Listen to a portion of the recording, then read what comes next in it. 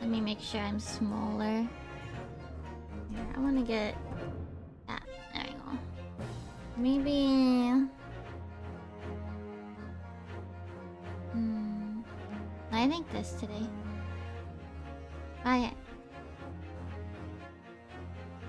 I want to get started. I wanna try to finish as much as I can. Twisted Karma and his last bow or bow. I don't know. It's a mystery. Oh, hi. Oh, there's a fuzzy on my microphone. Most bizarre incident born of a curious advertisement and a commonplace killing in the edge of town. Whoa. Pipe in hand, Sholmes looked down at the thick, rolling fog outside our window. I wonder exactly how many mysteries are out there, hidden within this bed of fog, he said. What? Indeed, a most bizarre incident, born of a curious advertisement.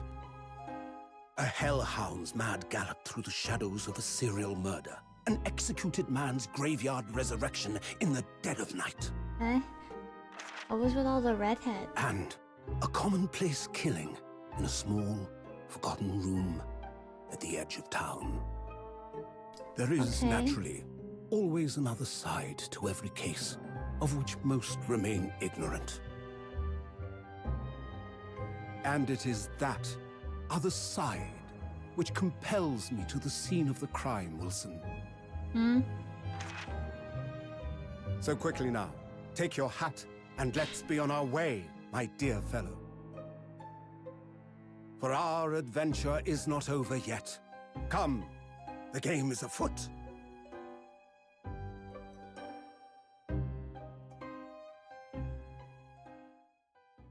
Okay.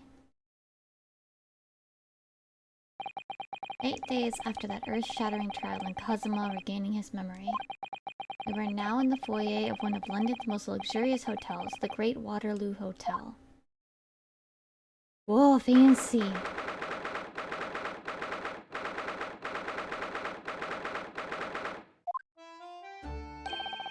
Professor Mikotoba is due to arrive at any moment. Yes! I'm so glad we got here in time. Susato-san hasn't been the same since what happened. Not that I'm surprised. The truth about Kazuma-sama's father...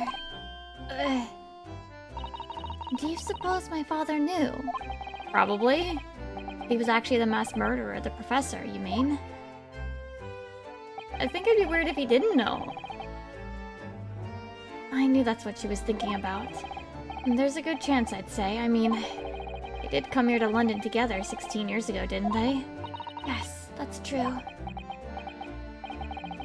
Come to think of it, didn't you say that Professor Mikotoba knew about Kazuma going missing in Hong Kong as well?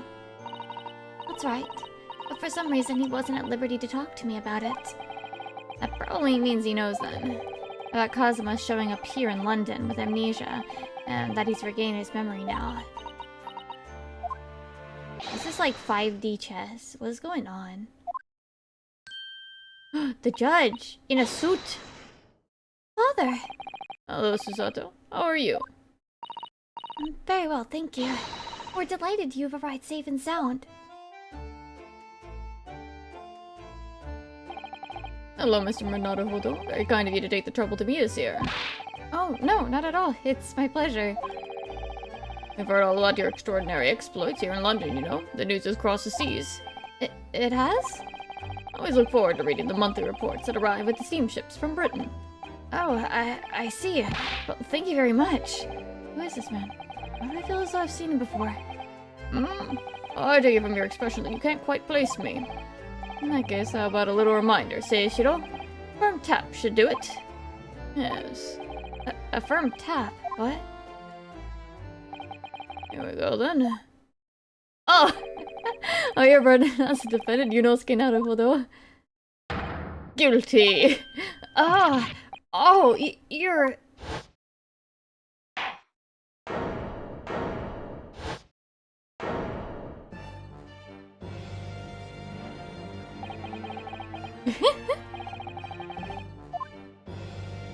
He's dressed completely differently. His hair looks really weird without the hat. Your Excellency! Hello, Judge Jikoku. How are you? It's been a long time. Good, you remember now. I really did the trick. Guilty! Only, I was declared not guilty, wasn't I? And there was no laughing at the time. So, let it again after all this time. Hard to believe it's been 10 years. To be honest, I never thought I'd be back.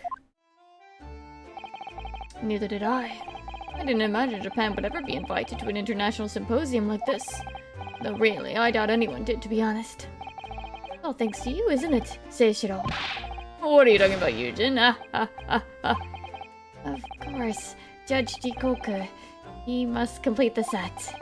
He's the other man who, 16 years ago, came to London with Kazuma's father and Professor Mikotoba. He's the third visiting scholar. Huh. All these passport check and luggage searches at the border took rather a lot of time. I must say I'm very envious of your ministerial status. You didn't have to go through any of that, did you? I knew you were jealous. Sorry? Ministerial status? Yes, didn't you know? Seishiro here is also Japan's Minister of Foreign Affairs. It was his personal insistence that allowed you to take Kazuma's place here on this study tour. Guilty as charged. I didn't know he brought his gavel with him. Oh, well, thank you very much. He's really every bit as important as he looks. Yes, no, not at all. I received a telegram from Lord Strongheart yesterday. Oh, you did? It appears that some things came to light in a trial you were involved with 8 days ago. About what happened 10 years ago. That tragedy. Yes. Could you tell us any more about it? Maybe not in the lobby? So, how was the voyage here? Oh, 50 days at sea is a long time by anyone's standards. But it wasn't bad when we first came 16 years ago. No, that's true. I truly wondered if we wouldn't be drifting in the fast ocean for the rest of our lives. This time we followed the same route as you, so we were able to relax and enjoy the experience. So you stopped in France's beautiful capital, Paris? We did, yes, though only for one night. And yesterday evening we left the port of Dunkirk for Dover. Just in time for the symposium, in fact. Starts tomorrow. It's wonderful that you were invited to attend such an important international event. I'm very proud of you, Father. Aww. Thanks to Seishiro here. 16 years ago, he managed to integrate himself with Britain as Attorney General. I'm sure that's why he was invited, and I suppose you could say I'm something of an appendage by default. Speak for yourself, Eugene. You were close friends with the Professor of Forensic Science at a major hospital. Yes, well, I'd rather not dredge all that up, really. No. There's been a lot of water under the bridge since then, but it doesn't bring him back. Kazuma's father, I suppose.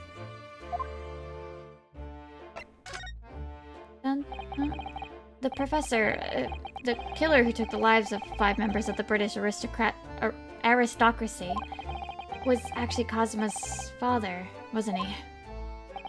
That's correct. Genshin Asogi.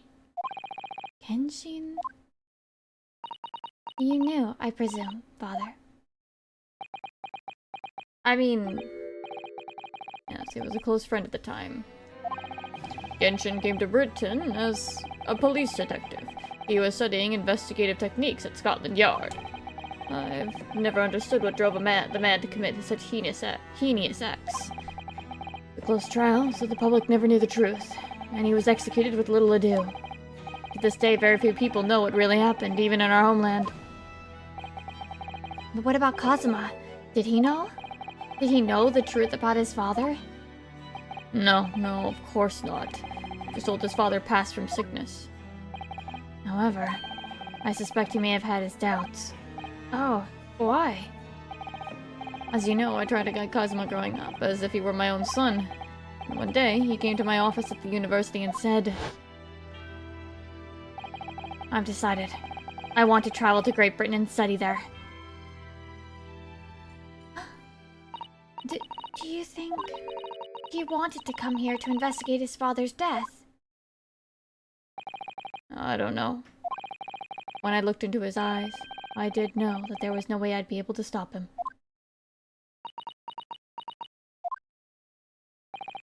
Something else came to light in that trial the other day, actually. Oh? What?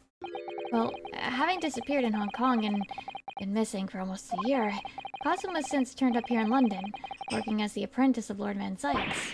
What? What? That's who's sus? So, Lord Strongheart's telegram neglected to mention that part then. Oh, wait, they don't know? As you know, we both thought Kazuma had died on the steamship during our voyage to Great Britain in January. But he didn't die. He's alive. As you knew, didn't you, Father? In actual fact, no. What I did know is that when your ship docked in Hong Kong, he mysteriously vanished. We sent a team of investigators to Hong Kong to try to ascertain what had happened, but to no avail. But he's still alive, and here in London, you say? I never dared even to dream it. Why not did the young man not make contact? The government and the police have been chasing clues fruitlessly for months now. Well, it seems that he was suffering from amnesia. What? Amnesia? When we first came across him again here in London, he didn't know who either of us were. I see. He only regained his memory 8 days ago. This is unbelievable. Yes. Quite miraculous. I wonder where Lord Strongheart didn't let us know. Uh-oh, sus. That's suspicious. I must speak with him urgently. I wonder how Kazuma's been these past few days. Would it be wrong of us to go and visit him?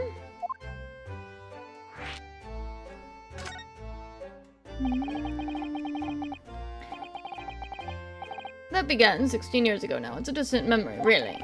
It was Eugene here, Genshin Asogi, and myself. We were the original 3. The first judicial scholars from Japan to travel overseas to study. Ocean voyages were not what they are today, I can tell you. 16 years ago. They're tough for their generation. Your father was an exceptionally fine medical student at Yume University at the time, you know, young lady. Yes, grandmother told me. Aww. Went to do research at a great London hospital to study autopsy. Practically unheard of in Japan.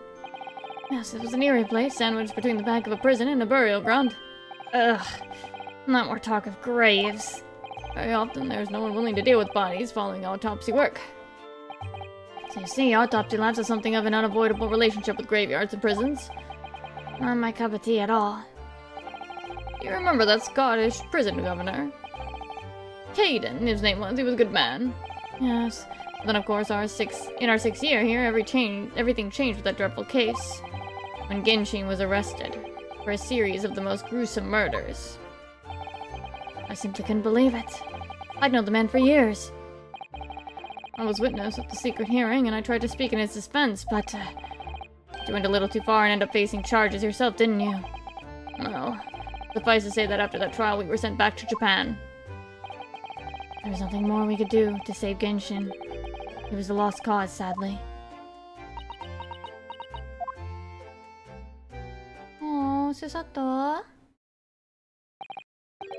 Olivia excuses now. Yes, so I'd like to get this trunk up to my room as soon as possible. Oh, I'm so sorry. I shouldn't have held you up here for so long. I'll call for the porter then. Just wait here. Susato. I'd like to stay and talk more, but I do have various preparations to make for tomorrow. Yes, of course. It must be a big responsibility representing our entire country. I wish you the best of luck. Huh? You seem serious. What's up?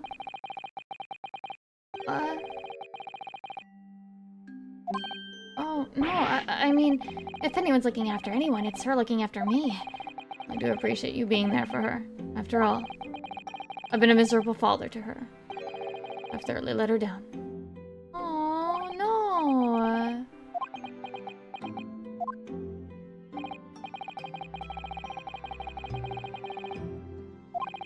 The very year Susato was born.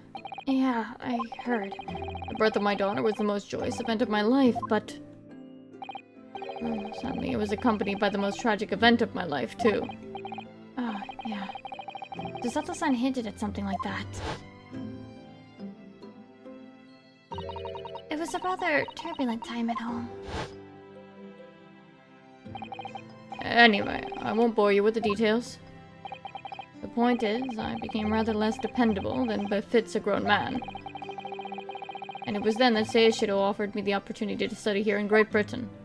I was too worried about you to leave you behind, so perhaps I was a little heavy-handed when it came to persuading you to accompany me to London. So, that's what happened in a nutshell. And that's also the reason why I now feel compelled to give my daughter as many opportunities as I dare. Though the world does not readily afford young women such things, I must say. I completely understand, Professor. Now, one other thing, Naruhodo. If I may be so bold, I have a favor to ask you. Oh, really? Of course, what can I do for you?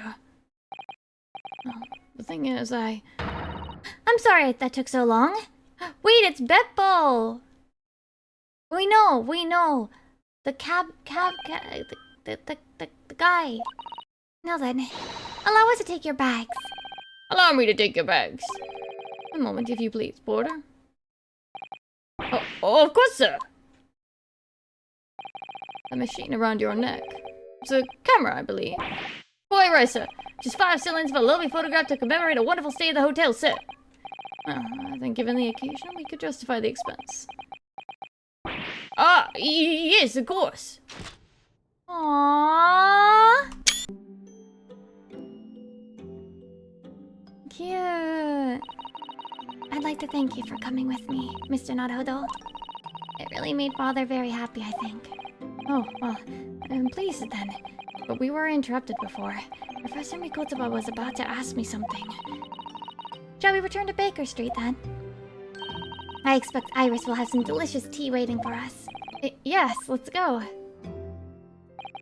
I'm getting more and more anxious about Kazuma, though. Perhaps I'll try to meet with Lord Strongheart later and ask after him.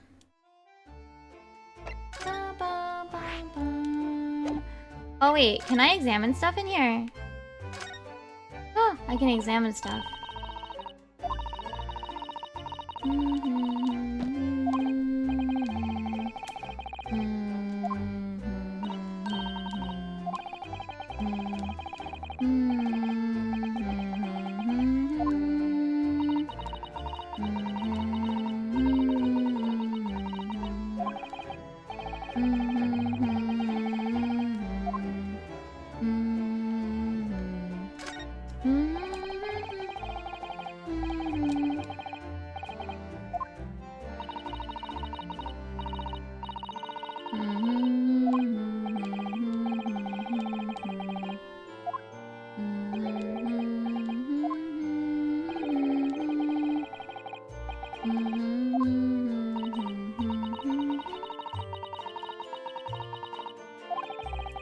Ooh,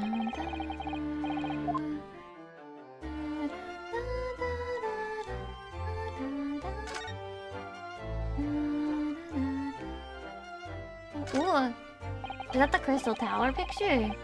Oh, it is. I wonder if they fixed it.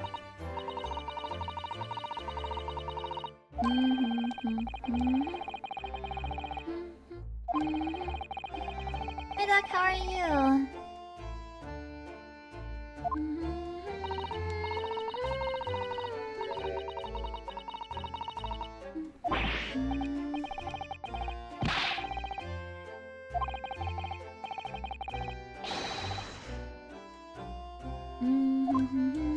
You're tired? I'm okay.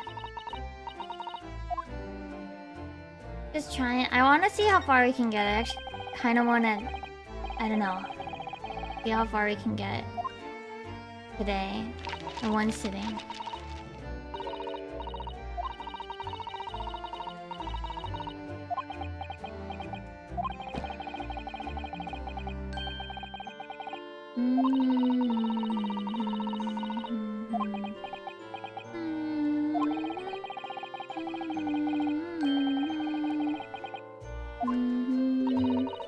Probably not all-nighter, but I want to see if we can get a decent amount done.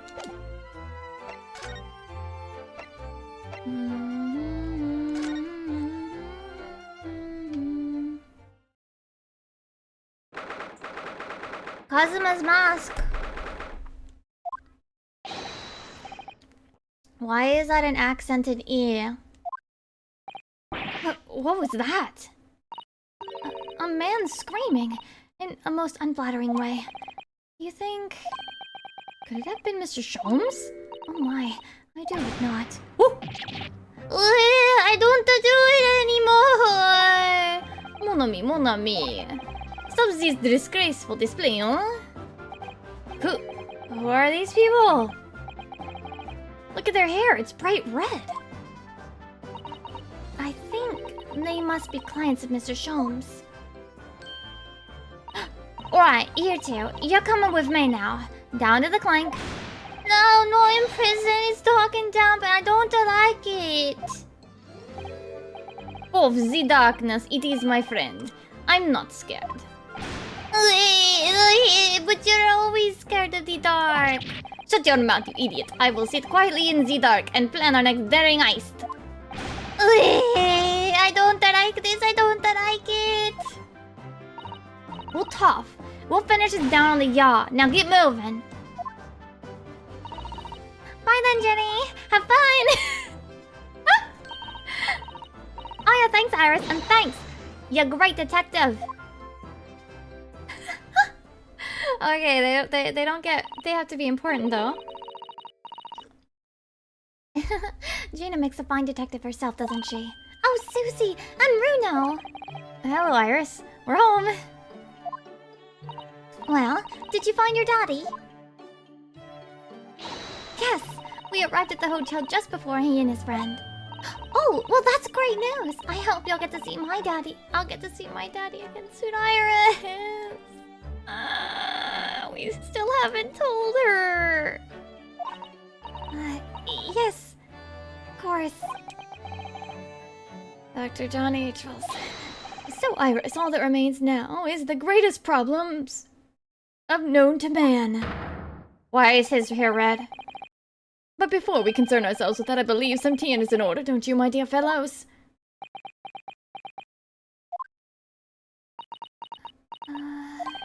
Is something wrong, Mr. Naruhodo?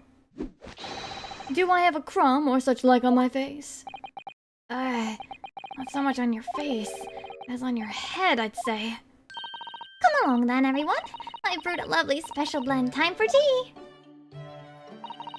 Whatever is going on here today. In that case, let us sit and drink now, for I'm in fact expecting a guest later today. Wait, Kazuma's mask is here.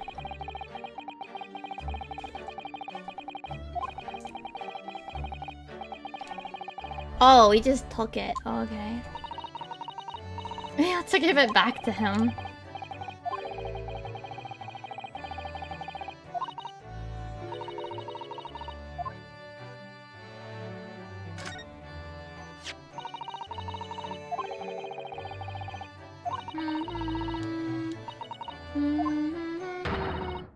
To the Red-Headed League. What?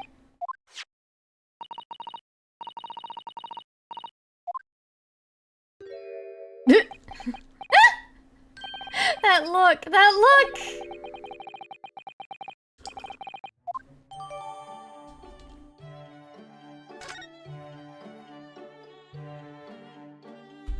That look she gave him.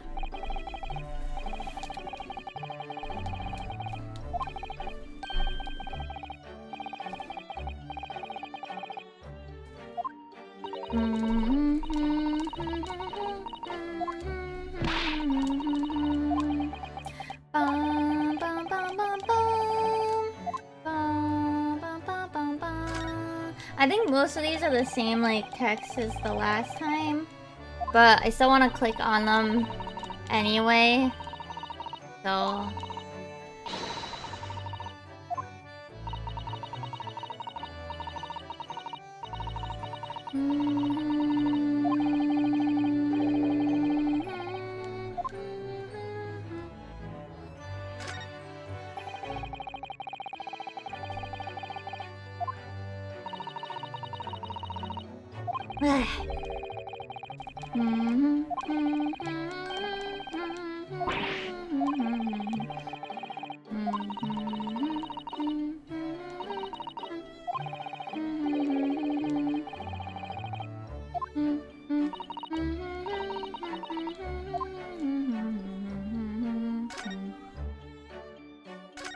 yeah, these look like just the same stuff.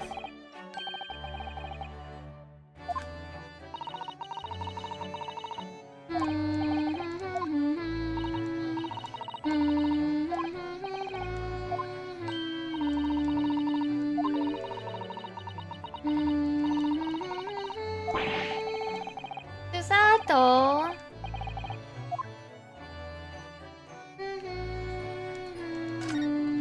Yeah, like pretty much none of this is new dialogue. It's fine.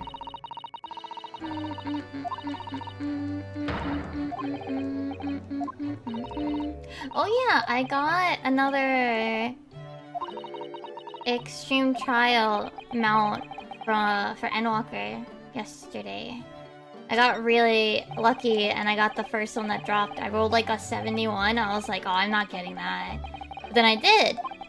And then actually the next... you know, I'm not one of those people that will like... leave immediately after. Unless like other people leave. So... Oh yeah! Oh yeah! Look, I fixed it. I don't think the emotes work still though. I don't think the emotes work still. Yeah, I turned them off because they still show up as black boxes. But I figured out that I had to open it on Microsoft Edge to do the what's it called? To do the custom wireframe. Yeah, no emotes now. Unless they fix it. It seems there's some sort of problem with it on Stream Elements. I don't know. The copy is back. It won't fill up nearly as fast unless the emotes get fixed.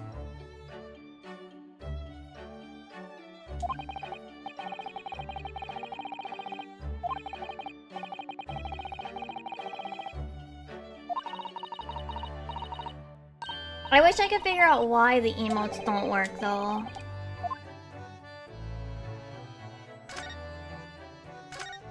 I mean, I always could wait, it's locked, hold on.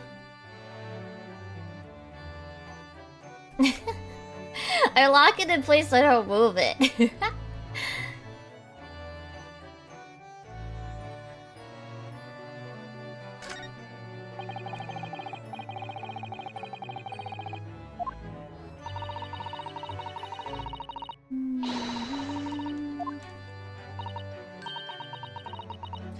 bum bum bum.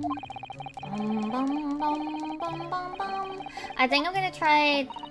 What is it? I'm gonna see how far we can get today. What is it? I do want to try to have a plan for Monday for after like 4 or 5 hours of art. Maybe we'll do Hollow Cure.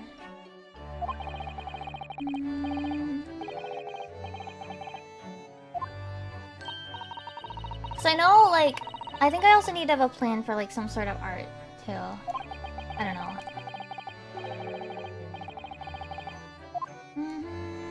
I know I have commissions, but that's usually like where I run out of ideas too.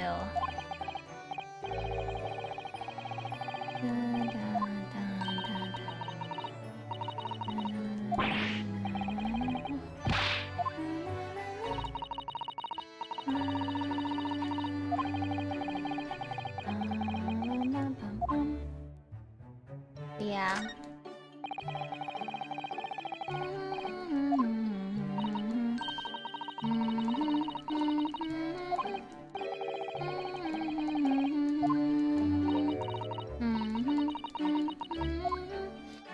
But I do want to have like a better plan of action tomorrow. Or Monday, rather. Mr. Sholmes, who were those two gentlemen that were here before? Oh, just a pair of petty criminals. Nothing of significance. Of course, they have to make a living somehow. And when the moon takes me, I'm willing to turn a blind eye to all manner of infractions. When the mood takes you? All manner of infractions? But when such fellows set their sights on Mr. Erlock Sholmes, well, that's when their luck runs out. Oh my, you were the target of a crime, Mr. Sholmes? But I quickly devised a plan to entrap them and deliver them to our young detective ally. You should have asked Grexy to come too. We could have had an arresting tea party. I did send one, but no answer was forthcoming. The man is consummately in the wrong place at the wrong time. There's a word for it, I'm sure. Oh, I have it. A bungler, that's the word. Wait, is that a real word? It's a good job he's not here to hear you say that. So those redheads had been up to no good. Yes, it's a real word. What does it actually mean, though? I wonder what the men did.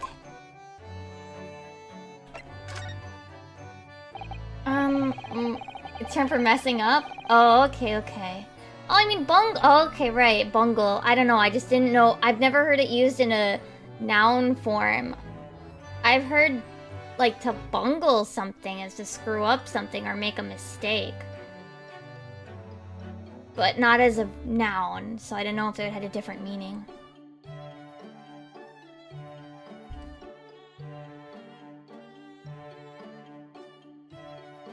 What was that about the greatest of problems no demand that you mentioned before? Is it another fiendishly intricate case, Mr. Sholmes? A bear from a beloved... Did the bear screw up things a lot? How should I best explain it? Are you aware of the theory of evolution by natural selection, perchance? What? I think I've heard of it somewhere. Possibly. It's a revolutionary scientific theory that was newly proposed 40 years ago now. According to its author, Mr. Darwin, we humans were once apes who lived in the treetops. Wait, what? We were apes? Indeed, and from the very moment those apes descended from the canopy to live as humans, it has been our lot to be at the mercy of the greatest problem known to man. Our lot? What is this great problem, Mr. Sholmes? Why, is it not obvious, my dear madame? The problem of rent!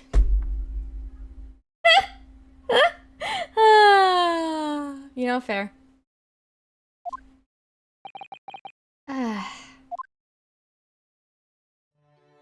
But did you not receive a rather large sum of money from Madame Tuspel's only the other day? Pshaw, a large sum. One potted herb for Iris and a new motor car for me later, and all of it was quite disappeared, I assure you. Don't buy a new car, you absolute dipshit. Hippo named George, and then there was Zippy. We don't talk about. Oh, okay. I see. Honestly, Harley, you know you squandered it. Damn! Yes, well, anyway, 2 days ago, I discovered the answer to man's greatest problem, for the coming month at least. And what was the answer? Why, there's a substantial clue before your very eyes. Don't tell me. Let me see. Humans are sorry creatures unable to see what is in front of their noses. Let me give you some assistance. Don't look, but observe me very closely. There's one particular feature about my person that has changed. You should notice it in the end, I think. In the end? Sholmes. You'd have to be blind. Fucking fire engine red hair. Thanks for the hint. I'll be tearing my hair out if this charade goes on much longer. That's terrible. Mr. Sholmes, isn't it about time you told us the truth? Just over a week ago, you said to us...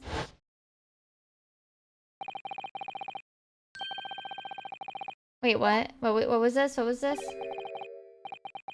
Are wont to lie? It will serve you well to remember that? Wait.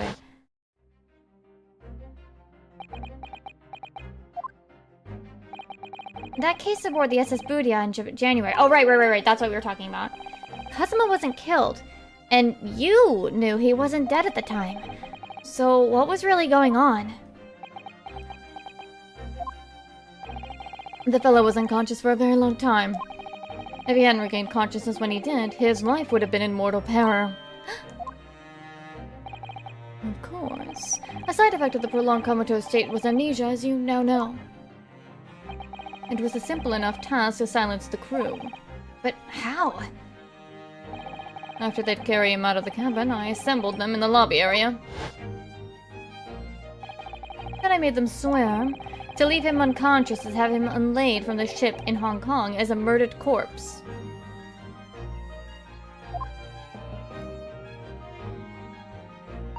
Oh, how horrible. It was necessary to find some material with which to persuade the crewmen to keep their word, of course. But why? Why do it in the first place? I will be at liberty to elaborate in due course. Oh my fucking god! I'm gonna strangle this man!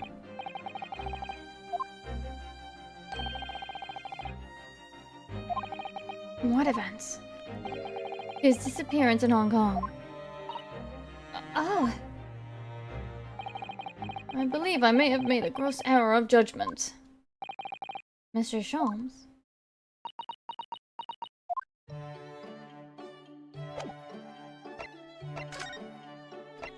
Can I... The Red-Headed League, on account of the bequest of late Ezekiah Hopkins of Lebanon, Pennsylvania, USA, there's now another vacancy open which entitles a member of the League to a salary of £4 a week for purely nominal services. All red-headed men who are sound in body and mind and above the age of 21 years are eligible. Apply in person on the morning of the 31st at the large park on Lime Street. Get £4 a week if you are a redhead.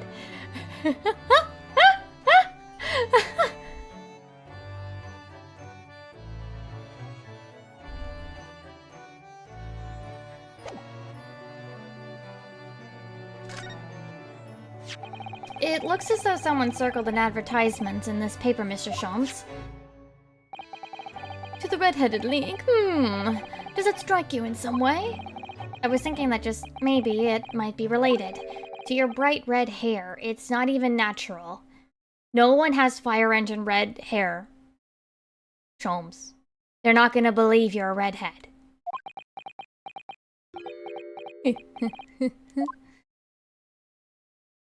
So, at last you've learned to apply my methods, Mr. Naruhodo. Sorry? In the first instance, and quite indispensable, observation. Believe me, I could have seen that hair with my eyes shut.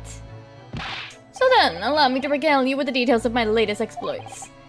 Regale or boast?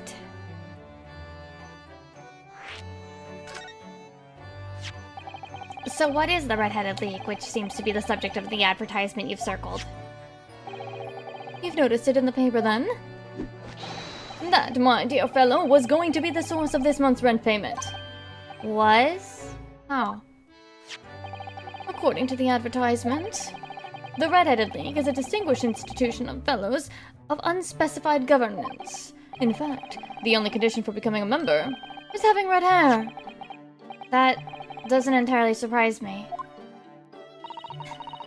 But listen to what the lucky redheads receive once they join.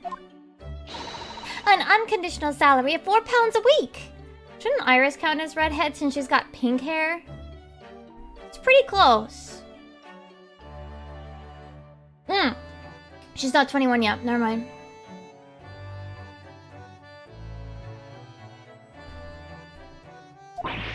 Oh my, £4 a week. But why? What are they paying people for? That I don't know. No details are given in the advertisement. But surely every red-headed person in the country would be flocking to join in that case. You're right, Susie. There's no time to lose. I'll put my application in at once. So will I, just on the off chance. That might be stretching a point, I think. The trouble is, they have a fixed number of members, you see. Oh, I see. So once a certain number of people have joined, no one else can. But as luck would have it, one member recently passed away. It wasn't particularly lucky for the redhead in question, I feel, Mr. Sholmes. You decided to try to join in his place? Correct. I mean, look at me. Have you ever seen such a red-headed fellow? No. Because that's not natural hair color. Why? Why did it have to go so wrong? What on earth happened? A blunder, Mr. Naruhodo. Though it pains me to admit it. What was your blunder? What did you actually do to your hair, Mr. Sholmes? Did dye exist in this era? Wait, it's neither dyed nor a hairpiece? Wait, what did you do? I changed the color of my hair overnight. By the wonders of chemistry. I don't think that works.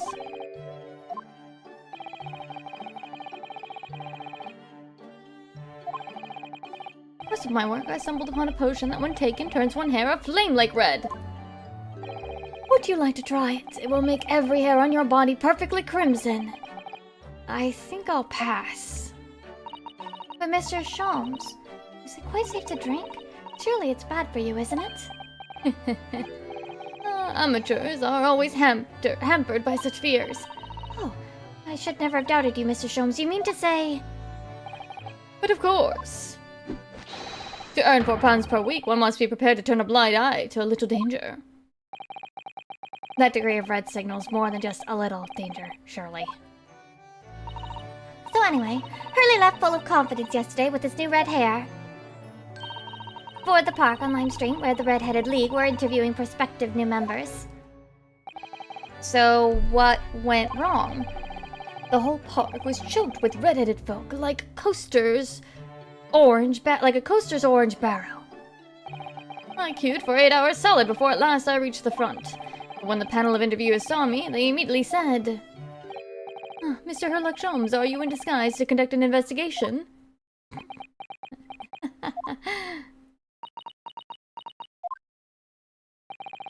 So naturally, I had no choice but to reply, "Shh, don't give me away." After which, I could do little else but turn and leave. Then this morning, when I looked in the mirror, irritation stirred within me. I turned that pair into the police. Oh dear, what a disaster. For Hurley and those two redheads.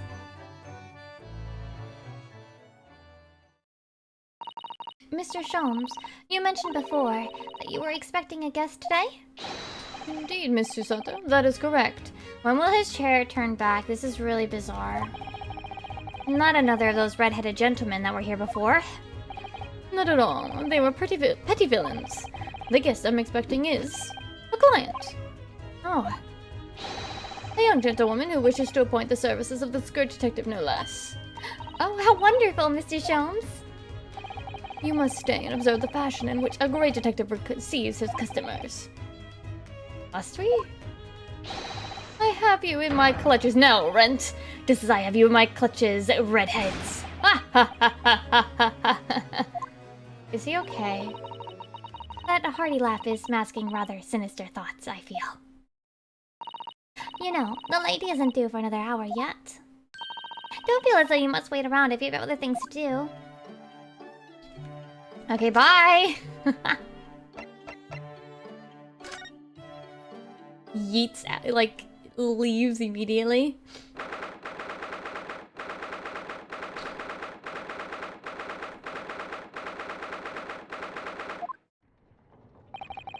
Here's the final draft of the opening address for tomorrow's proceedings. I've supplemented your original with the figures you asked from the yard. I see. Excellent work. Thank you. You're welcome, my lord. What's Lord Van Zykes doing here? My, there seems to be an awful lot of tension in the air, wouldn't you say? This place is stifling enough as it is. You really don't need any more tension. Oh, my thing froze.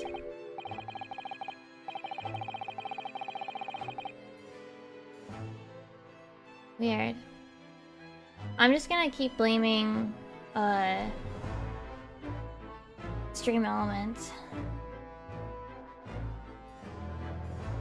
No, it's fine.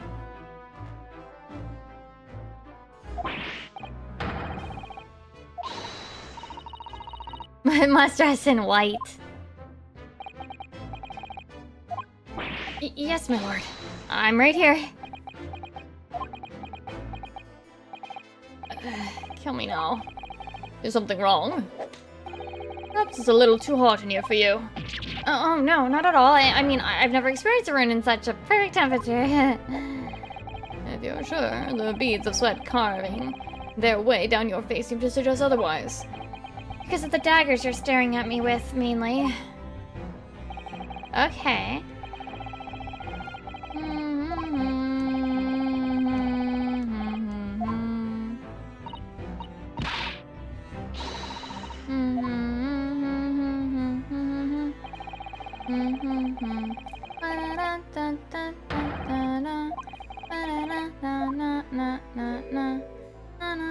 Okay, bye, fans. Like, he just peaced out. Eh? A cold stare? Why? We didn't do anything yet.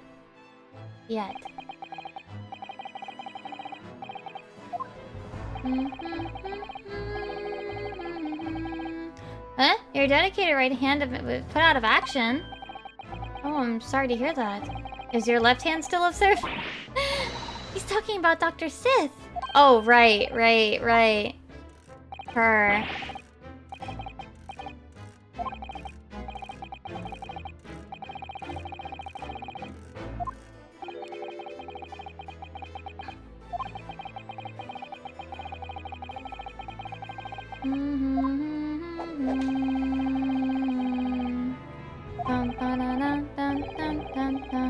Wait, his apprentice has been missing?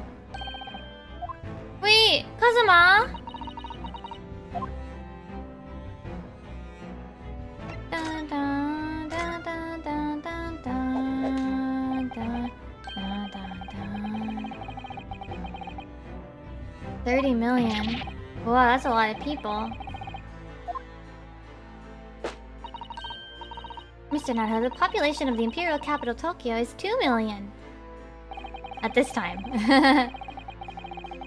Da, da, dun, dun, da.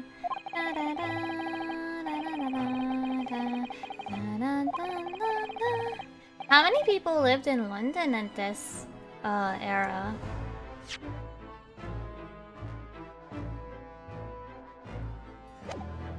Dun, dun, dun, dun. Bum, bum, bum, bum, bum, bum, bum, bum, bum, bum, bum. Oh, about 1 million? Wait, so it was smaller than Tokyo? Wow.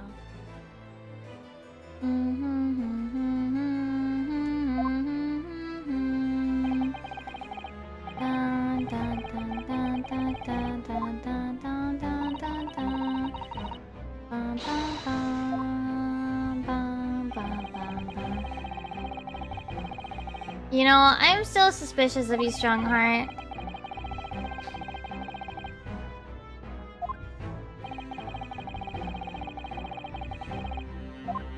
I'm really suspicious of him, okay?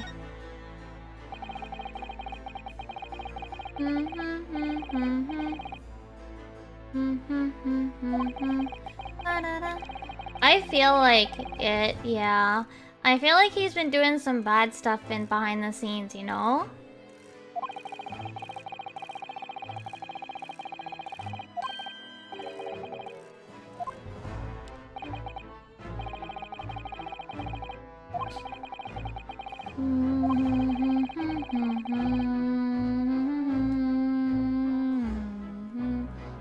Wait, he's saying 6 million Londoners.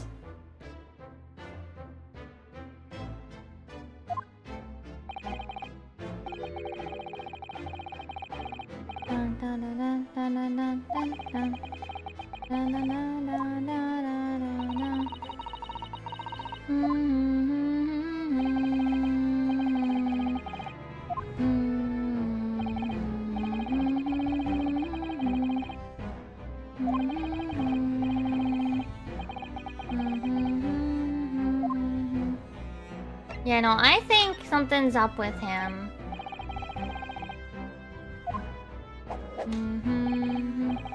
A million at the start of 1806.7 by the turn of the 1900. I see. And that's closer to where we are, I think, now.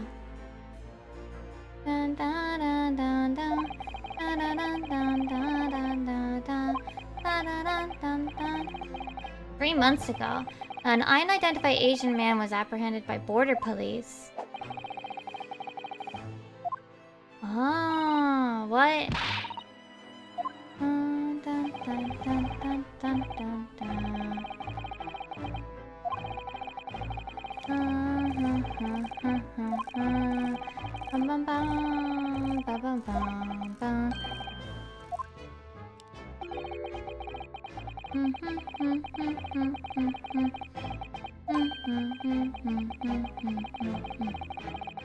This would be so much easier to explain why I was wearing a mask.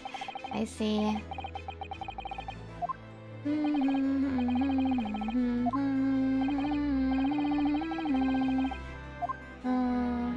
Kazuma left. Where'd he go?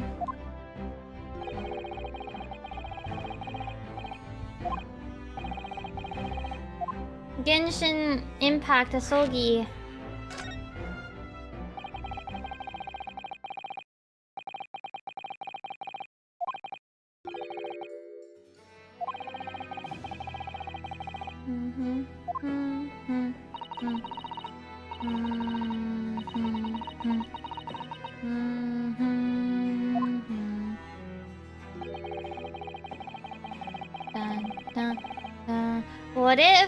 What if Genshin Impact Asogi was not the criminal all those years ago? So, you know? And what if it was a case of a prosecutor being bad? Huh? What about that? Oh, his first name is Genshin. Genshin Asogi.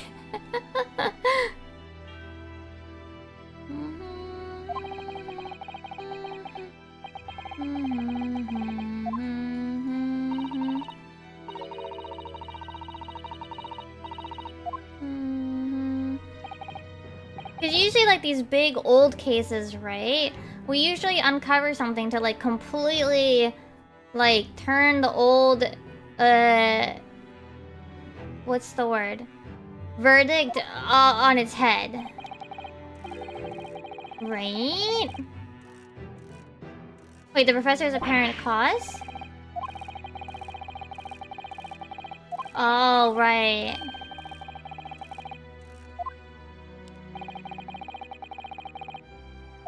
People were on the side of, like, getting rid of them because they were, like, bad aristocracy members. Okay, that's fair. Like, I mean, it makes sense. Eh? But it seems very similar, doesn't it? What? The Reaper of the Valley?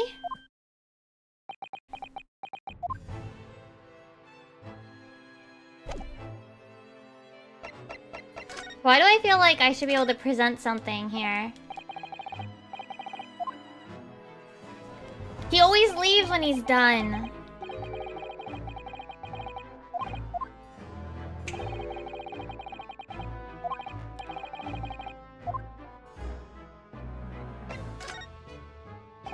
He always leaves when we're done with talking. So like, there has to be something I need to have to present to him, but I don't have it yet. Alright, I'm gonna try poking around.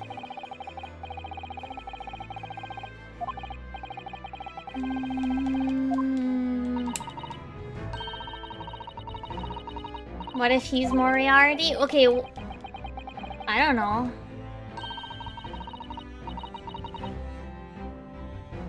She wants 2 cats. Cool. Well, we got 1 cat. You're halfway there, Susato. We have Wagahai. We have 1 of 2 cats.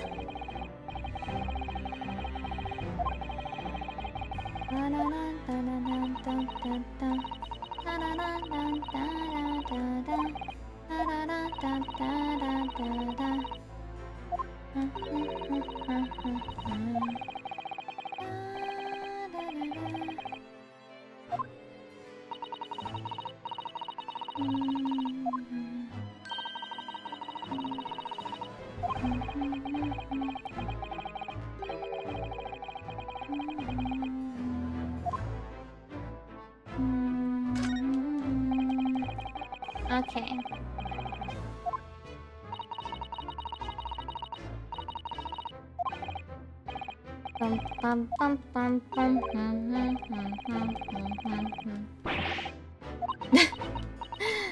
Imagine you needed to go to the toilet.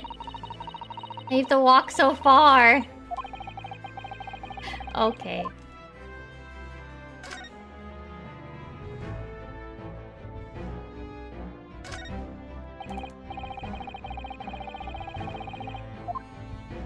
Do you think Sholmes' hair will go back to normal before the end of this case?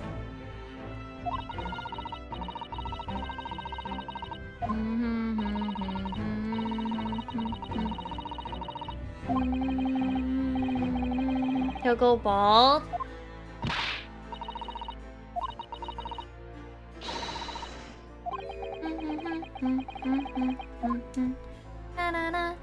Oops, I clicked off the screen trying to hit this button.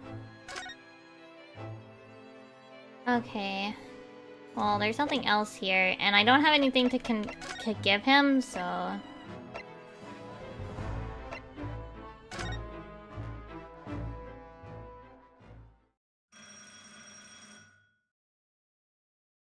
Okay. Haha, here is my guest now, my latest client. No lock hands.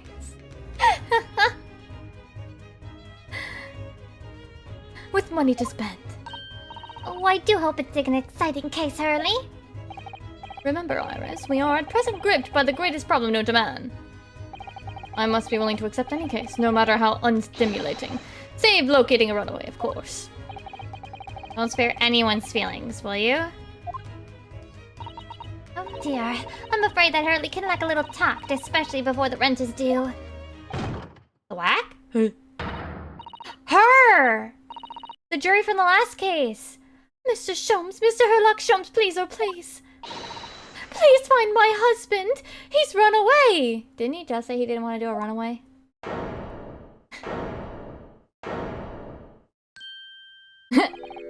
You upset me.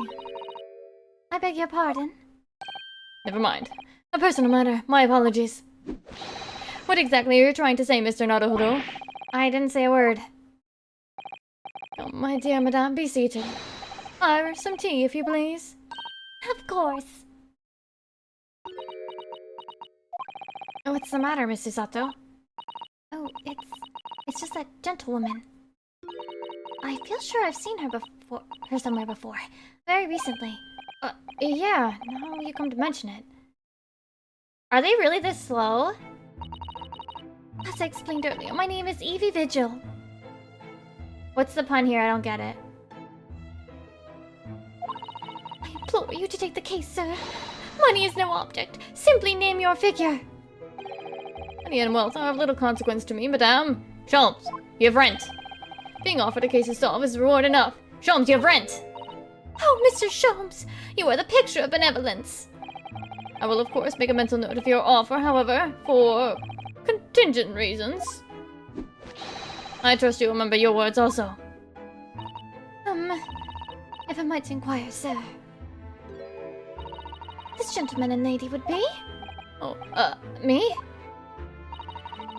What I am about to tell you, I should like to communicate in the strictest of confidence, you understand. These are my friends. I assure you, you may say before this pair anything which you may say to me. I see. I can vouch for the gentleman personally, after all. He's hard of hearing. Why did I ever get my hopes up? Huh?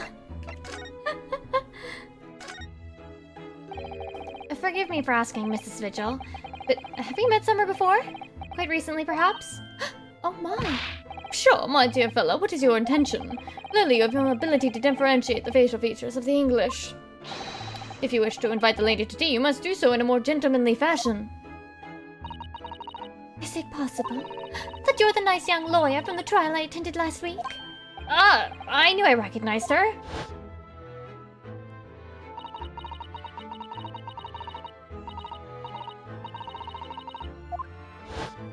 Slow on the uptake? I didn't quite recognize her because she's acting so differently now. It must be very difficult for you as a lawyer. Being hard of hearing, I mean.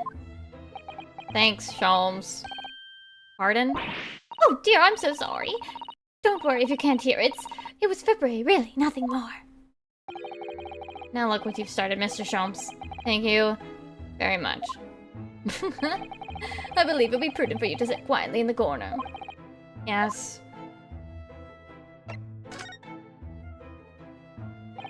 Tell us about your husband, madame. Mr. Vigil, my Daily is 40 years of age. I have a photograph here. He looks so sad! An entirely remarkable gentleman, by appearance at least. How long have you been married? It will be 15 years this year. We have a cordial relationship and my husband's income is more than adequate, so we live quite comfortably. As it would appear. I need only look at you to know these things. Oh, gosh!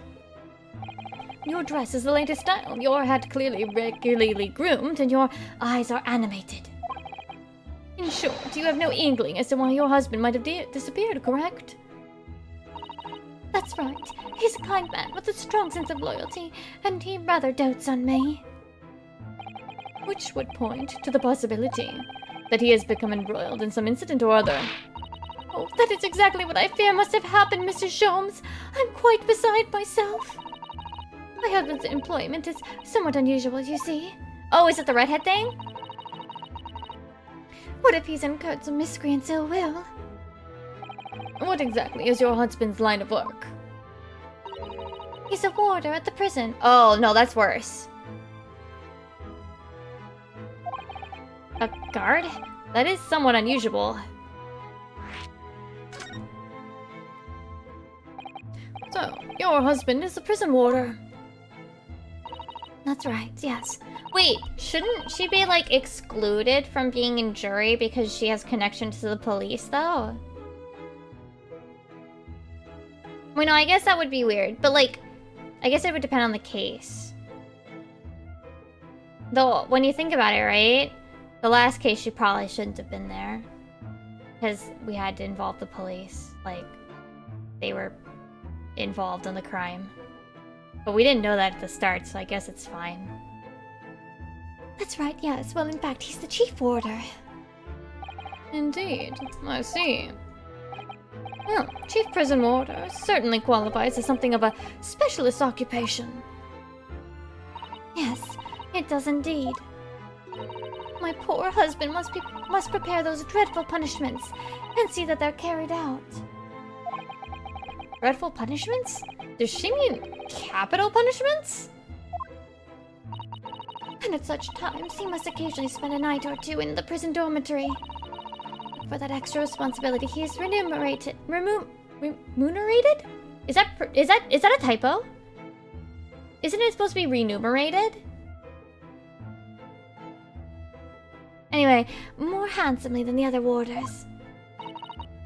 Of course, we make no mention of my husband's work to the neighbors. Yes, I believe your prudence is justified. Tell me, at what prison is your husband engaged? Barclay Prison, Mr. Sholmes. No, it's a real word? Does it just mean the same thing as enumerated? Why are the M and the N switched?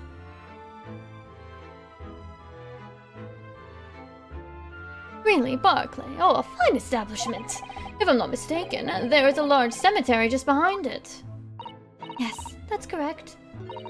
Lowgate Cemetery. Wait. No. Lowgate Cemetery? The very place we were discussing in court. It's unbelievable. Unbelievable, my dear fellow. And yet undeniable. Eh?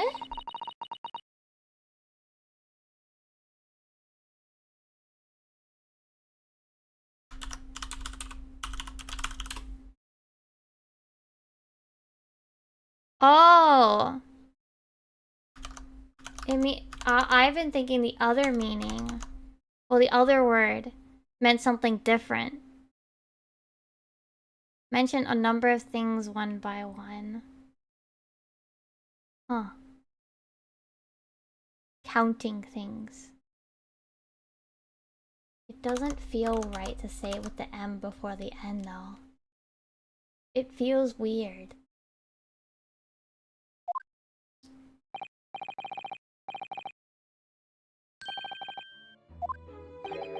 This can't really be a coincidence, can it?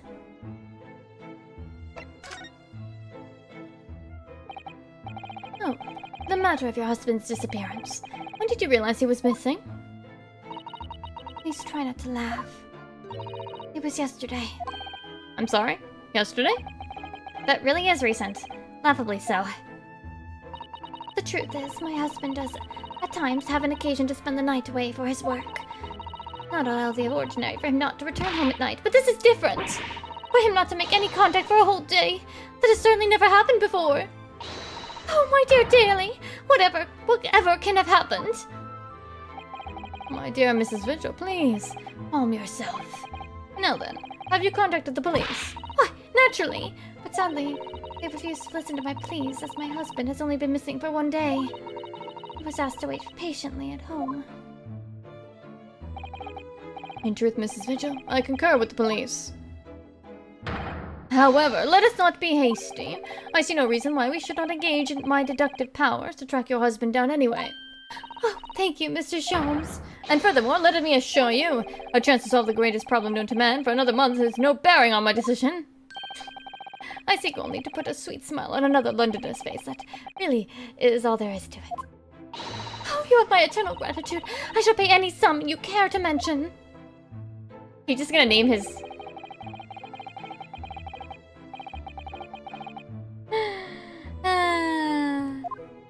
He's just gonna name his rent, and that's what she's gonna pay. Thank you for everything you've shared with us, Mrs. Vigil.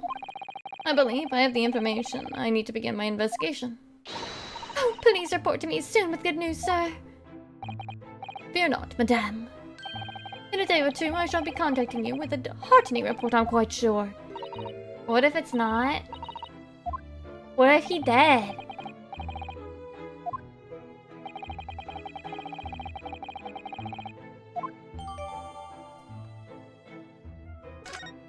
Not his particularly notable facial features, he looks sad.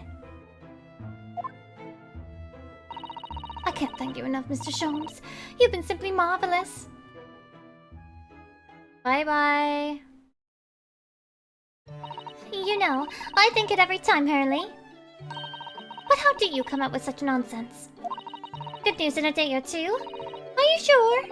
I can't be sure, of course, but then I didn't swear on it. I merely gave the good woman some hope. I hope to be able to give her good news, one might say. After all, the rent must be paid by the end of day tomorrow. And by that time I've successfully located Mr. Vigil, we shall be mutually relieved. Wouldn't you agree, Mr. Naruhodo? Don't look at me with those pleading eyes. Oh, my dear fellow. Did you hear the details of the case? Yeah, my hearing is surprisingly good, actually. Damn. Excellent. And what do you make of it? Well, I was surprised to learn where her husband worked. At Barclay Prison, I mean. So you noted that. Of course, especially with the mention of Lowgate Cemetery.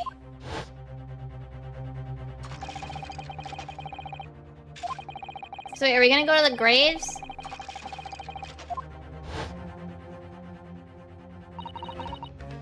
Barclay Prison is where that notorious man was incarcerated. The professor.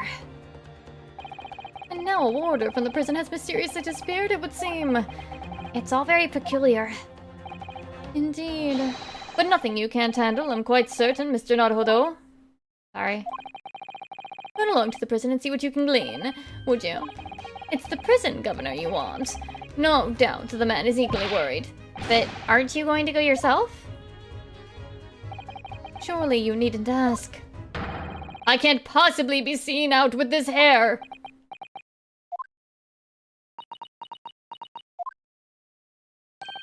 But didn't you go to Lime Street with that hair?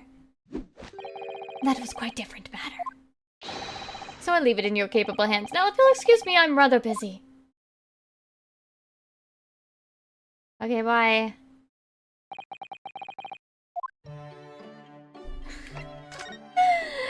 Sure.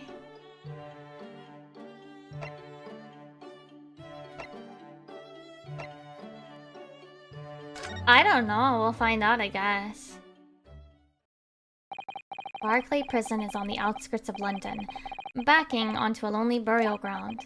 Its 4 high outer walls loomed quietly before us in the fog. Having requested a meeting, we were shown to the governor's office in the watchtower. Why does he have... Why is his clock a mini guillotine?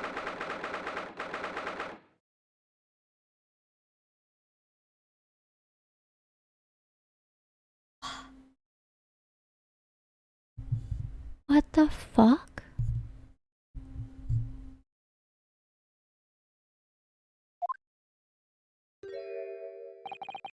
This place is full of hardened criminals. I can't even remember the last time a civilian was doing here. And you didn't want to talk to anybody but to me? You can... What? You can who I am. I'm the Governor Barry Caden. Oh, yes, it's a pleasure. I'm Yunosuke Naruhodo, defense lawyer. And Easton, I say. Does that mean... Yes, I'm a visiting student of law from the Empire of Japan. Japan? Did you say Japan? Yes? Well, there's not any of your kind here, laddie. Not anymore. They did. Maybe you should try the prison next door, eh? I didn't notice another prison next door, sir. Anyway, we came to ask you some questions about... I didn't like to be so direct, but... I've no intention of speaking with likes of you suspicious-looking Easterners. Oh... Now get out of my hair. So as soon as he finds out that we're from Japan, he reacts like this. That surely means... I think it's because of the professor case. You think so too? 10 years ago, Genshin Asogi, also known as the Professor, was incarcerated in this prison. And then after his execution, he apparently re-emerged from his grave in the cemetery behind the prison. I might have known! You're sniffing around about that case, aren't you? You're agents, eh? Part of the Professor's great web, no doubt. No, not at all. Get going with you before I punch your lights out. We're going! Really, the ghost of that killer still haunts this place. We're not gonna get anywhere here. Unless we can somehow prove to this man that there's nothing suspicious about us. Governor Caden. What are you thinking, Mrs. Sato? I feel sure that name came up somewhere in conversation recently somewhere. I was wondering if whoever mentioned him might have some ideas to help us. Come to think of it, I had the same feeling. Can I examine? Oh. He won't even let me pick any of the options. He just says get out. Okay.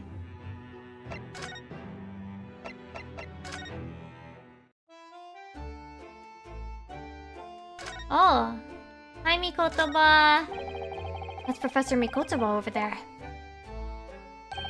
Hello, you two. I was just taking a moment to catch up on the world, now that I'm unpacked. But where's Judge Jikoku? Yes, he's not the relaxing sort. He's taken himself off to pay his respects to all the legal bigwigs. Having only just arrived in the country today?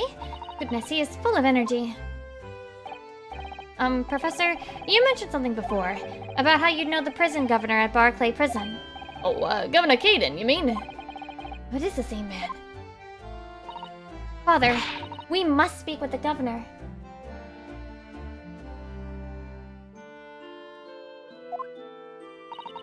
But he refused to talk to us. He said we were suspicious Easterners. Well, sure, if I accompanied you, it would be a very different story. Oh, would you? That'd be wonderful, if you have time now. Finally, as you can see, I'm very busy at the moment. You're reading the newspaper. No, I have a rather a lot to prepare for tomorrow, you know. Oh, sorry, I didn't say that out loud, did I? You Mikotobas are alarmingly good at reading people's thoughts. Or could it be that you Naruhodos are alarmingly bad at hiding your thoughts? Damn. Let's not fall out now. I have an idea. Ah, yeah, a letter. What's he writing on that piece of paper? It's a letter of introduction for you. Hopefully, when he sees my name, he'll change his tune. Thank you. Can I look at it? Good luck then. Can I look at it? Oh, I can!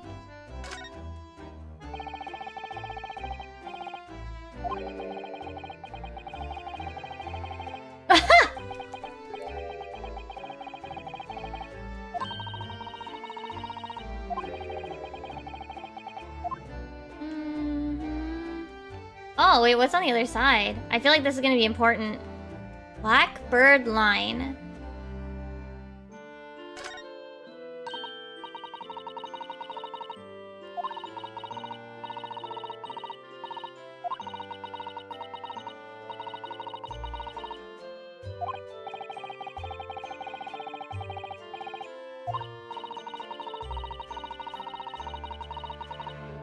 Oh.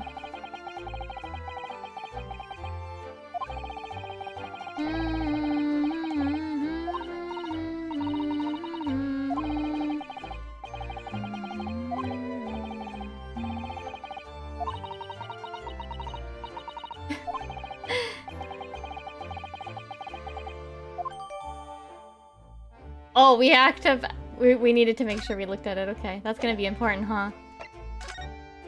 Yeah, he looks so sad. Poor dude. I hope he's okay, like, mentally. He does work at a prison, so...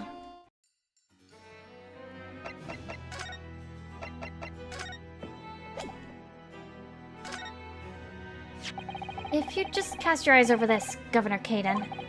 What was this then? You cannot pull the wool over my eyes, you good-for-nothing Japanese student. Mikotoba. The young jock from the forensics laboratory. That Mikotoba. Yes, exactly, him. Oh dear, perhaps I should have said something sooner. I'm Yuji Mikotoba's daughter, Susato. Jinx! You're the young man's daughter! And you didn't think to mention that before? I do apologize. Hey, well, you'd best take a seat then. Can I offer you a cup of tea, perhaps?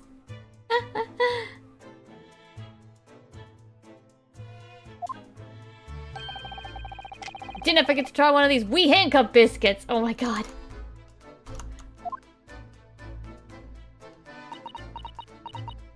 How do you think he made them handcuff shaped?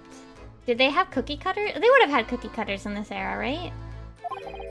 Your father's influence is nothing short of amazing. I'm bitterly regretting not announcing who I was from the outset now. Oh, poor Susato. So then, what can I do for you, hen? Well, we're currently investigating a case.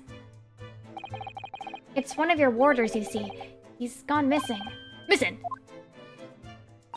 That's right. It's surely been reported to you as well, being the prison governor. Where does Teacup go? Haven't they heard? Nothing of the sort. There's no missing persons in my prison. Oh, but how can that be? It's Mr. Daily Vigil. Oh, Daily Vigil. Daily. Oh. Your chief warder. Hey! Vigil! That's right. His wife came to us and asked us to investigate his disappearance. Let's skip the part about him only going to missing yesterday for now. Clearly that means something to him. Would you be so kind as to tell us what you know, sir? Of course. Oh, he talked now. We understand that Mr. Vigil is the chief warder here at the prison. That he was. Was? Was a fine warder? Wait, hold up. Sorry, did you say was? He didn't work here no more. He left the job. Oh my. When was this exactly? There's a question. What was it about? Cannot have been a much less than 10. What? Wait. His wife doesn't know? 10 years ago? He stopped working here 10 years ago? Hey, as I minded, I hadn't heard the fella's name in all that time. That's a worry if he's gone missing, though.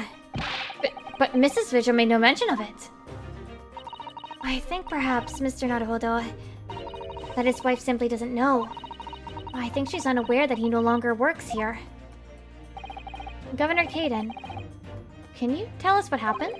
Why did Mr. Vigil give up his job here? Uh-oh. This, important, is it?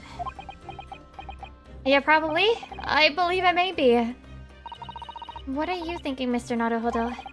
I can't help wondering, given that it was 10 years ago. Which was exactly when the professor was being held at this prison. Wait, I want to examine the room. Can I examine the room now? Are you gonna talk about the clock?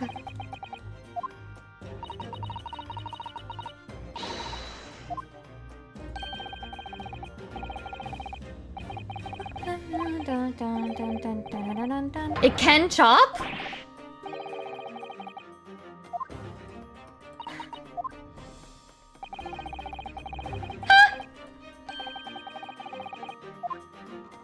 Oh, so it's pretty slow. If it's by the end of the day.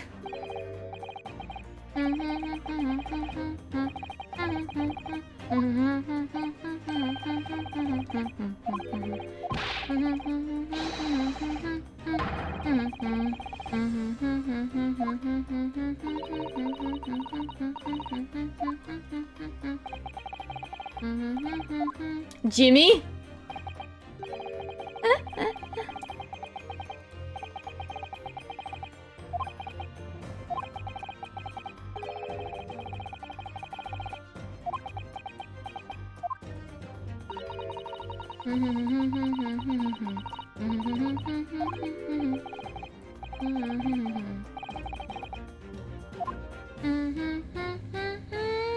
Bird.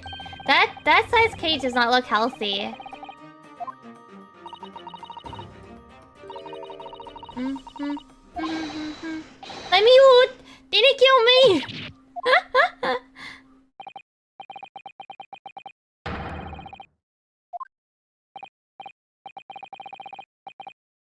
Huh?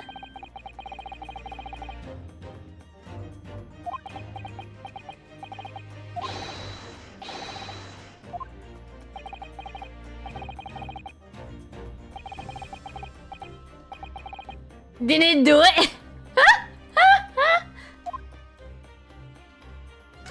What kind of bird name is that?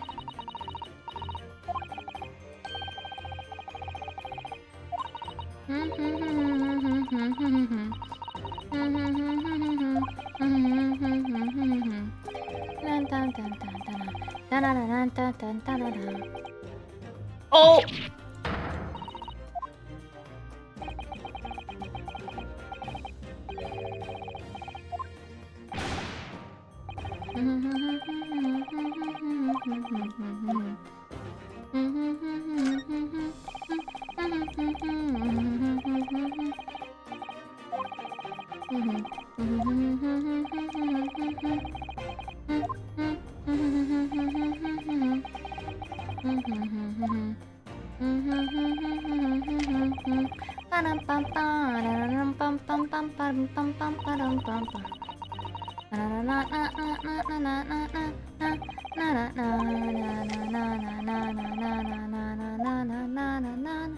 Okay, I don't think there's anything else to click.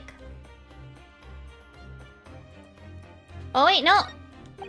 The deer!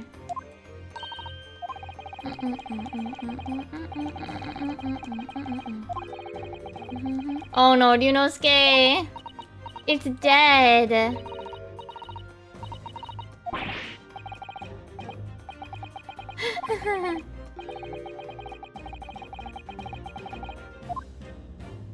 Oh no, another venting imposter.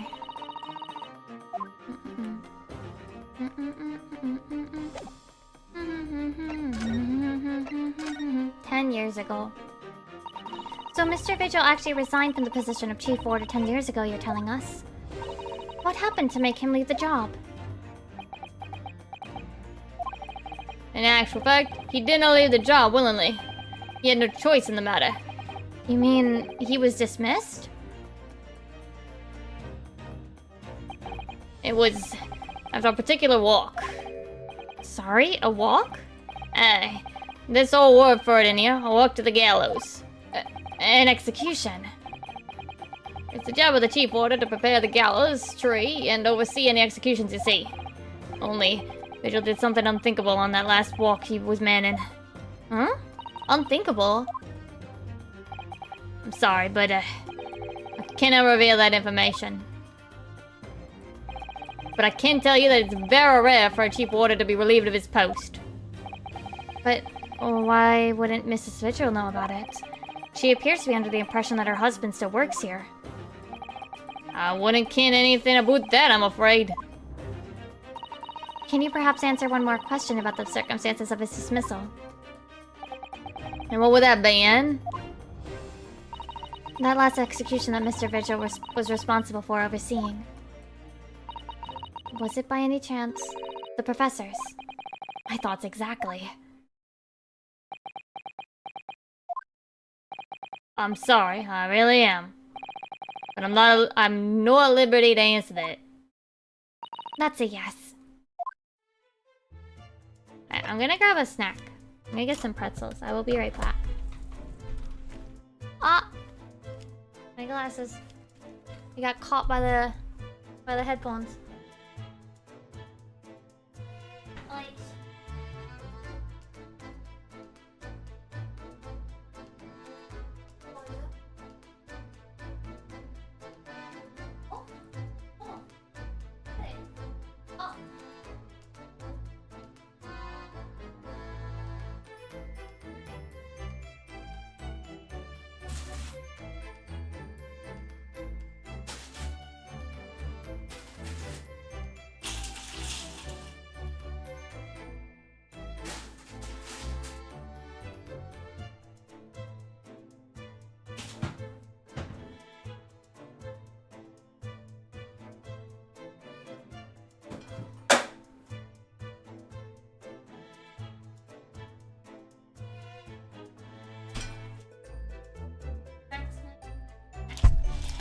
I'm back with snack.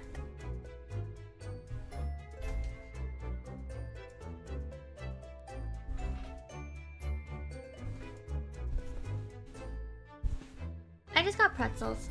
Well, I guess so. Okay. Bum, bum, bum.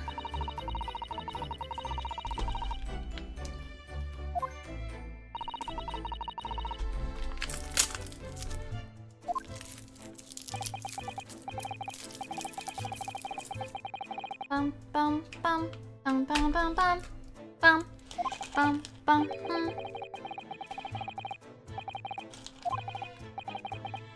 What accent is this supposed to be anyway?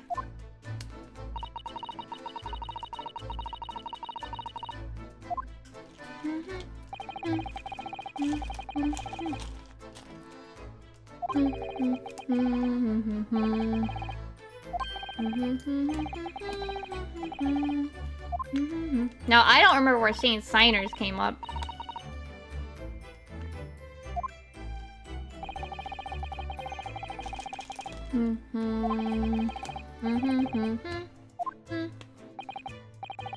Right, the characters remember it.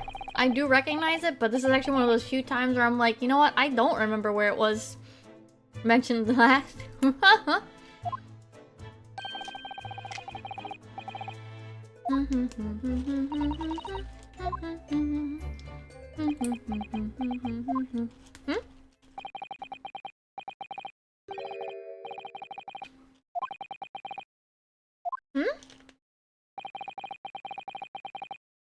You'll never understand them.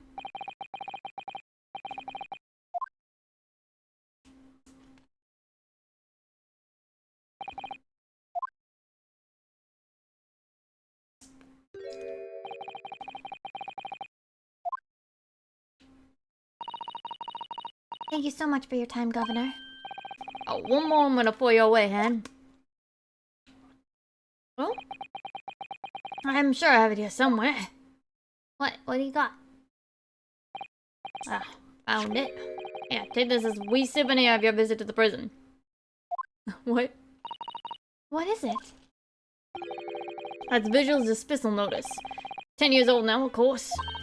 Oh my, are you sure? It's no trouble at all. It's no the original mine. Okay.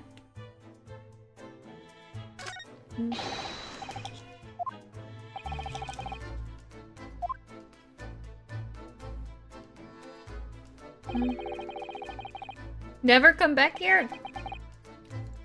I don't think that's gonna happen, unfortunately.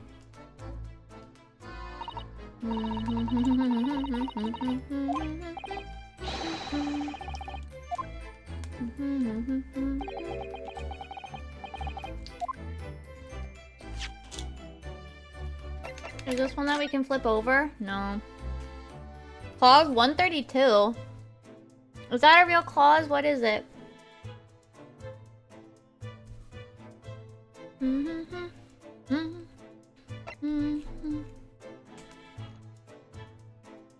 Aiding and abetting the escape of this prison of convict blank just prior to its execution.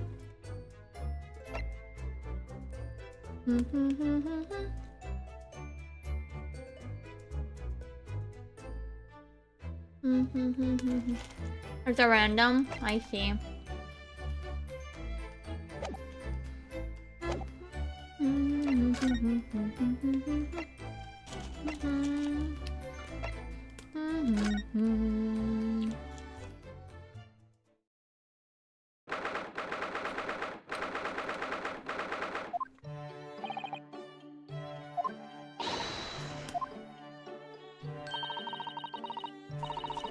Oh! Irish snacks. Why is his hair blue?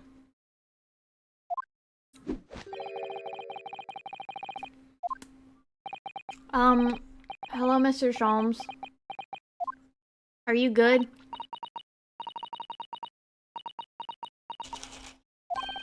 Say nothing. Your thoughts are written all over your faces in any case. Turns out that it may have been advisable to test my hair color restoration tonic before application. my.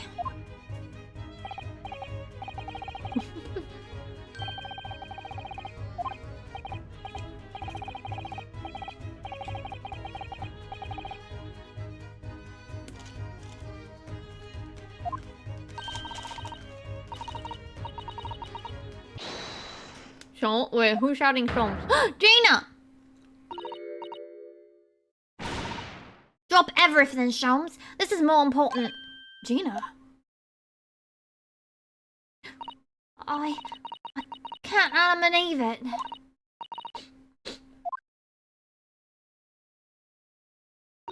What's happened? Clearly a grave matter indeed. Wait, did the thing freeze again? God. I have to figure out what's wrong with it. It froze again. Yeah. I unfroze it, I reset it.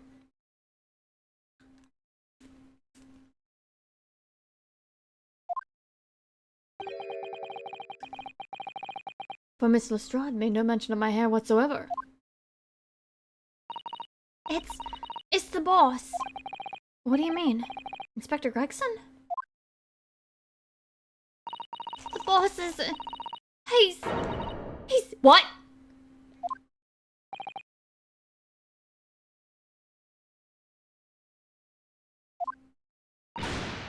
I just found his body shot with a pistol. What?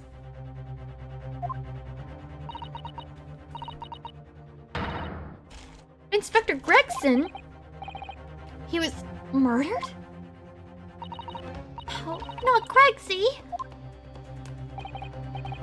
Come in, my dear girl. Tell us the whole story. You know...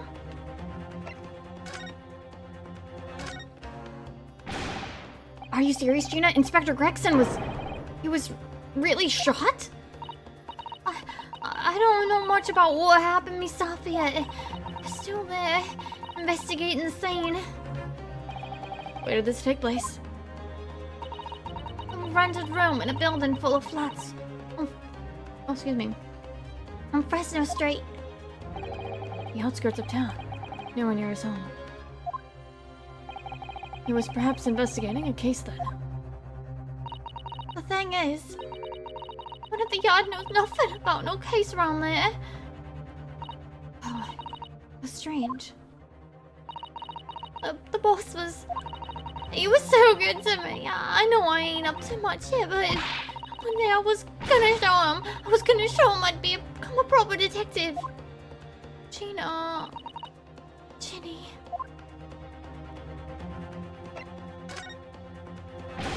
So who did this? Do they have any idea who the culprit is? They got him already.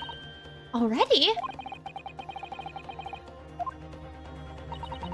A witness reported something was going on, and the boys got straight down there and took care of him.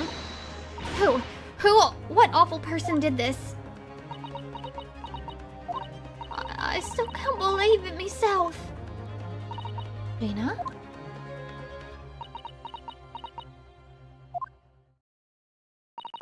It was the Reaper. What?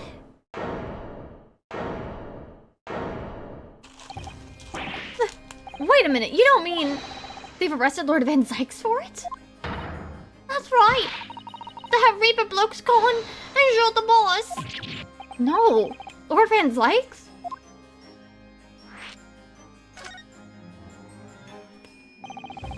You're quite sure, Miss Lestrade? It's Burroughs and Van Sykes the police have arrested. I saw him with my own eyes in the interview room at the yard. I don't believe it. There were witnesses, and all saying it was him. Do you mean there were actually multiple witnesses? They heard the gunshot, apparently, and when our lot got to the scene, it was only the boss and that Reaper bloke in the room. But there's no way Lord Van Sykes would have taken Gregson's life. I just don't believe it. I don't believe it either.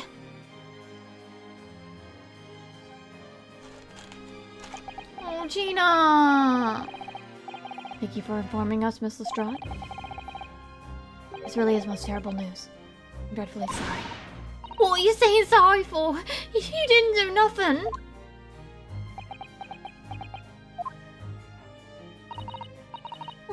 Anyway, I'm taking a cab over to see more now. Please come in all. As soon as you can, you gotta help. Oh, sweetheart, sweetheart. No.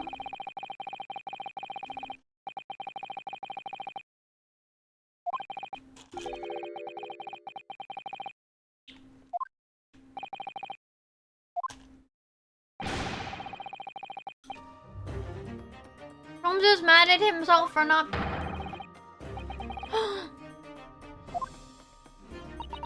Oh shit. Cause he actually kinda liked Gregson even if he teased him.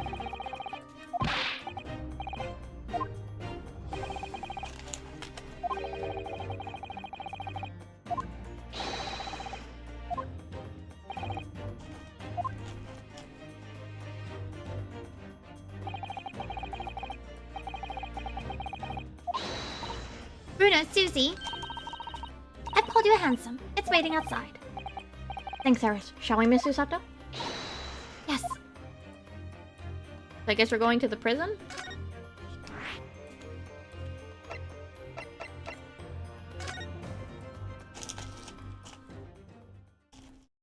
He's just vibing. He's just vibing, reading. There he is.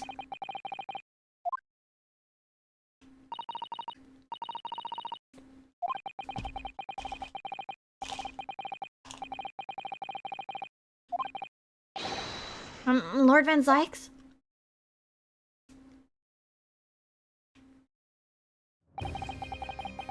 Fancy meeting you here. The last place on Earth I'd like to be with the last person on Earth I'd like to see.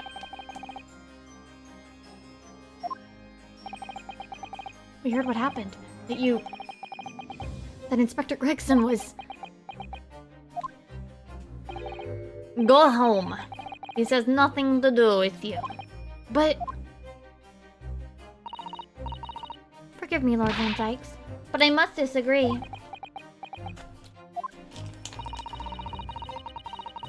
Inspector Gregson was very helpful to us on a number of occasions.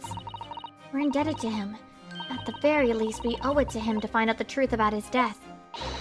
You must help us with our investigations, please. There's really nothing I can tell you. What were you just reading at the back of the cell there? Was it something related to the case? This?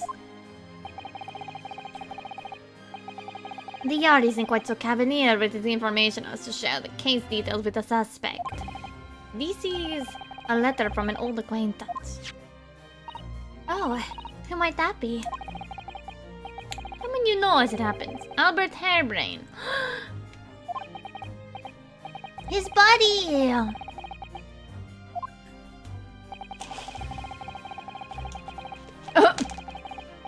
And I would like to read my correspondence in peace. Let's get it over with, shall we? What is it you want to know?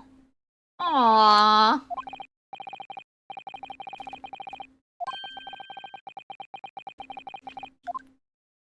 He's gonna let us be his lawyer. He's gonna let us be his lawyer. Wait! If he's not the prosecutor... Who will be?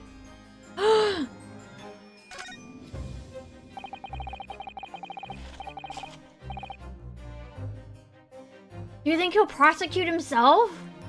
How fucking wild would that be?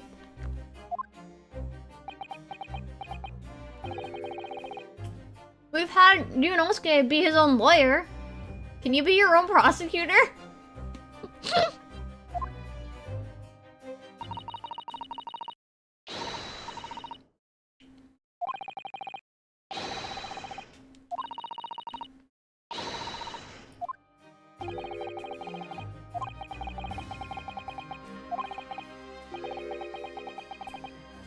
Hmm? He doesn't know what happened himself?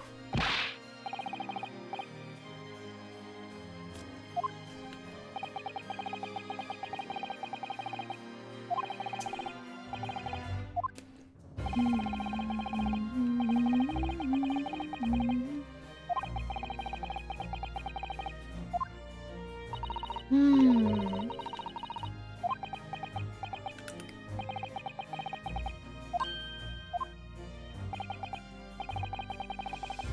You're not representing me.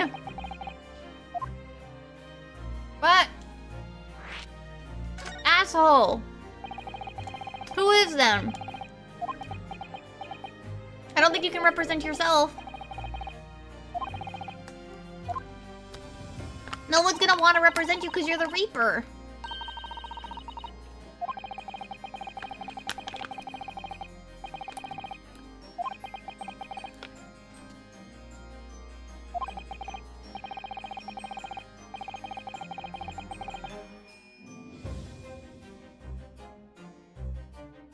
Hi Rose, how are you?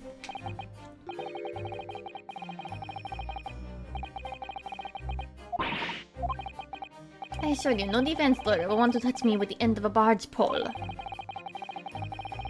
His race to Sims, yes.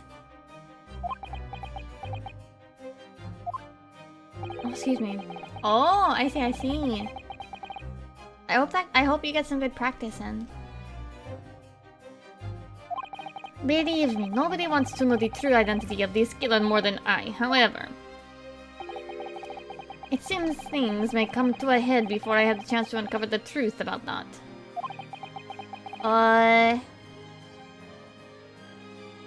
You know, even if I had art tips, I'm really bad. Like, at putting them into words. Because a lot of it is just very much by feel.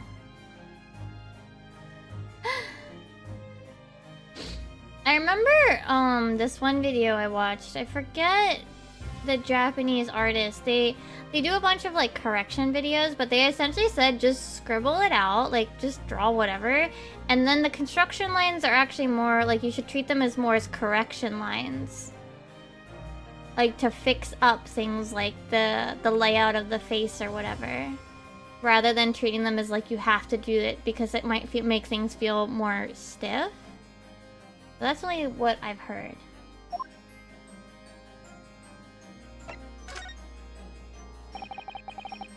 After the trial, Professor Harebrain was supposed to go straight back to Germany, I thought.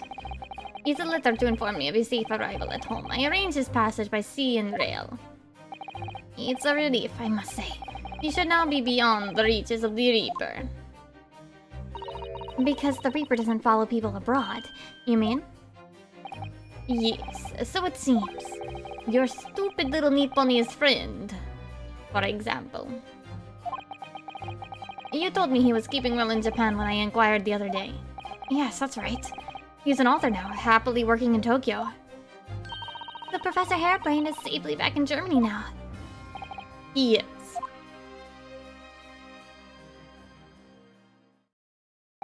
Like, kind of just let the sketch be whatever, you know? Very loose and then tighten it up later. I know it would be easier if you're doing digital versus, like, physical. But, yeah. Well, in any event, if you'll excuse me now, I wouldn't like to detain you. I was wondering, Lord Van Zykes, if you'd like, I'd be happy to advocate for you. You trust me, do you? Yeah. I've heard you speak many times in court. I've seen how you treat people. So, I'm quite sure that you would never have taken another's life. It's just, my feelings can't be used as evidence in a court of law, sadly. It's a very gracious offer. However, I trust no one. What? Not the police, not the judiciary, and not you Nipponese. But please.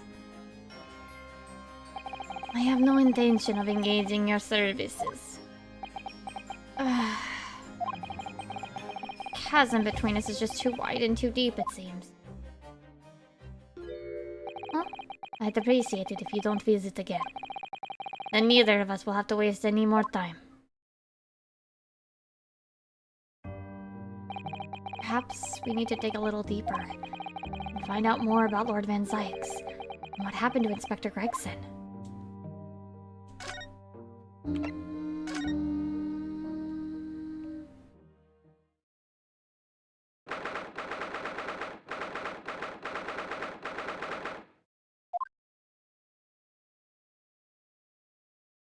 A red-headed wig! This really is an out-of-the-way part of London. How many people would find their way down this back street? This dust-ridden, rented old room is where it happened then. This is where poor Inspector Gregson lost his life.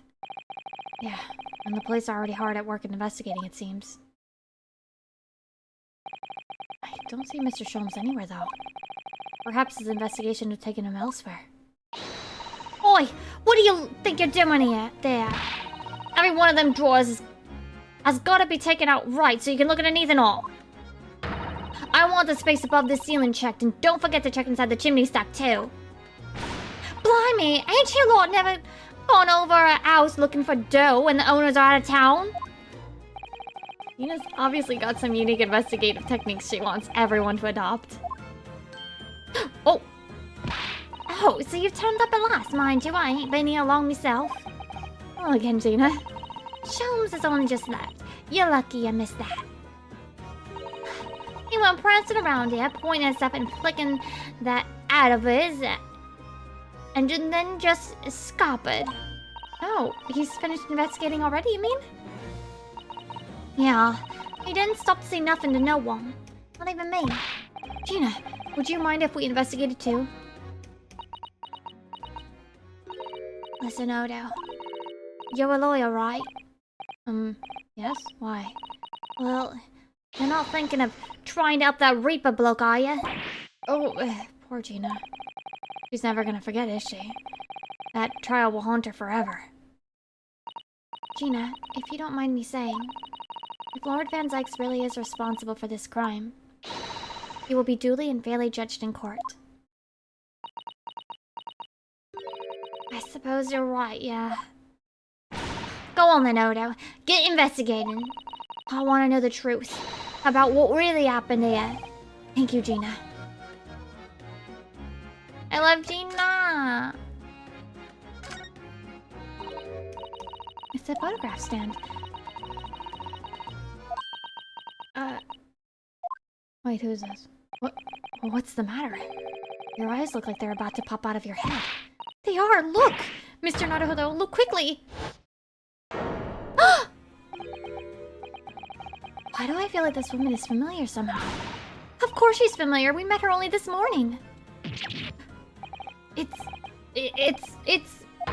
Mrs. Vigil. Excuse me. Why would there be a picture of Mrs. Vigil in here? To be frank, I don't think I've ever been more stumped. Sorry to say, I have no idea either.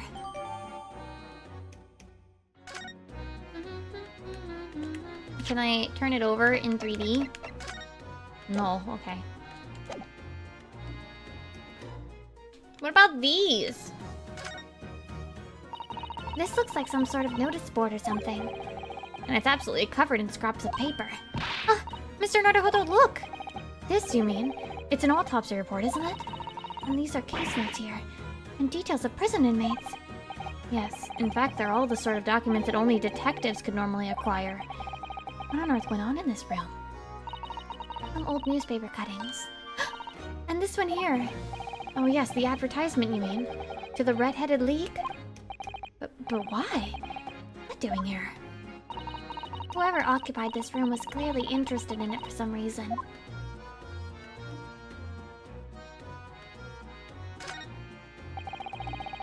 Bum bum bum bum bum bum bum bum bum bum bum bum bum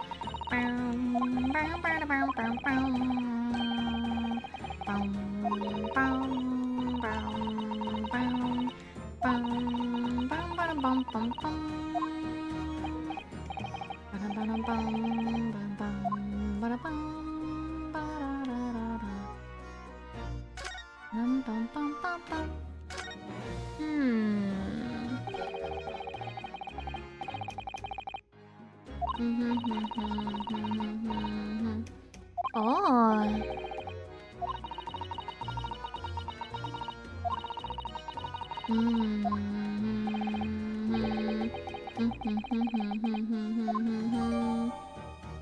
Oh. That's evidence. Let me look at it. Can I 3D spin it? Whee! Yes, I can.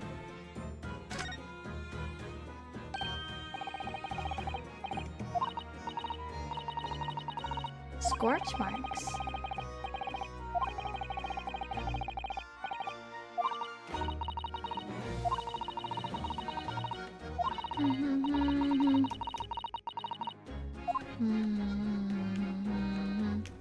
Are there any else? I like how the part that would attach to the wall is just vibing there.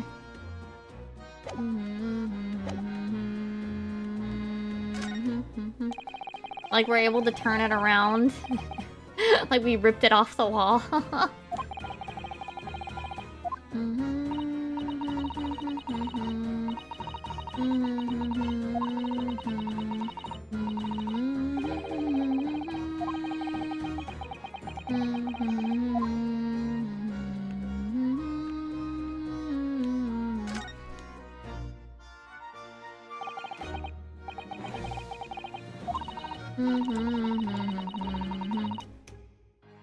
Wait, they used rope instead of chalk?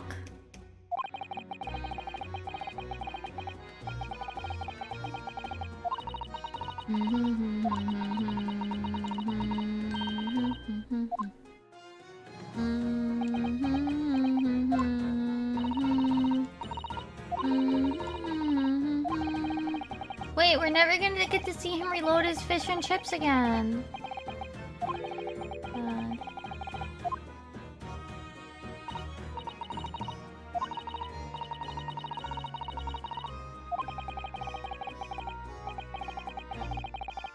No more fish and chips eternally. No more eternal fish and chips. I can't take my eyes off this thing. Oh, funnily enough, neither can I. It's a hairpiece, isn't it? It is! It is! A bright red hairpiece. And I suppose the fact that it's right there next to where the body was found means we have to accept that Inspector Gregson wore wigs, does it? And it's such flame-colored red, too. Yes, that's a color we've come across very recently elsewhere, isn't it? Exactly. This is a vital clue, I'm sure of it.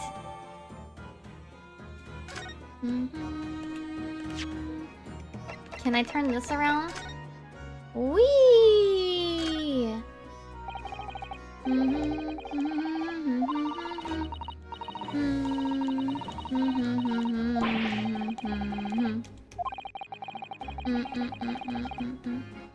Bird lime? Oh yeah, isn't that what...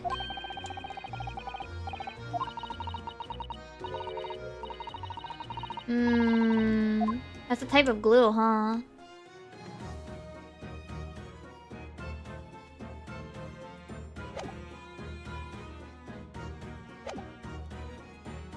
Oh, a little toy!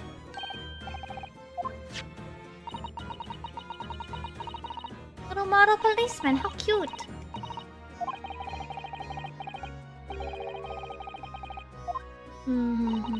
It's a little hard to imagine Lord Ben Sykes playing with something like this. It's only about 8 centimeters tall. It could have fallen out of someone's pocket, I suppose. I think we should record it as evidence, just in case. Yes, I agree. It is rather delightful after all. No way. Tiny little policeman. Tiny little policeman toy. Court record. Let me look at it. Toy. Oh, look at him. Look at him. Oh, he has some scuff marks. Dun, dun, dun, dun, dun, dun, dun, dun.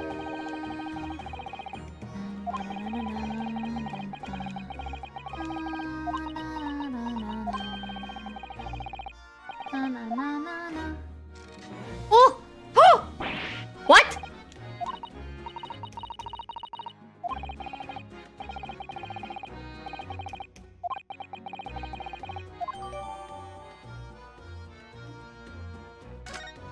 a key in his foot! No, up his butt.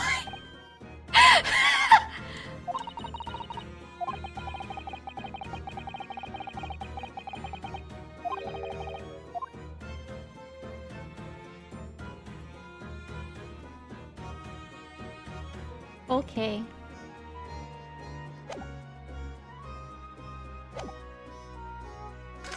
Let's examine the gun. The murder weapon. Yeah. Probably.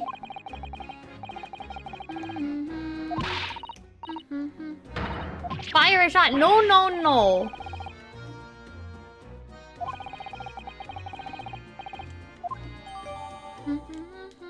Probably best to avoid handling it. No. I touch. Touch in the court. Let's go. Court record, let's go. Let's go. Touch. Touch the gun.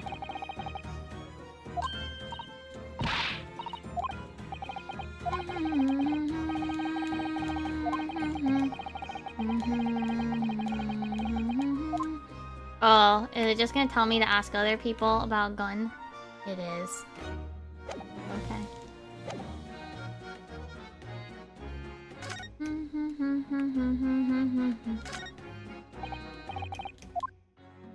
Hello?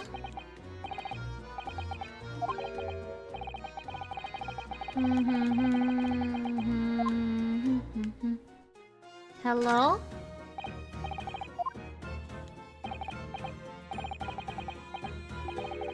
It is in fact a gun.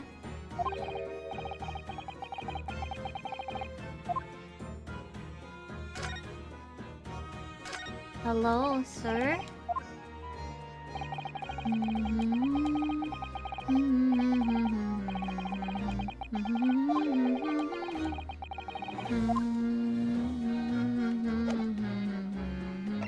Okay, let's talk to Gina. Gina, what was Inspector Gregson doing here in the first place? That's what I want to know. It's what?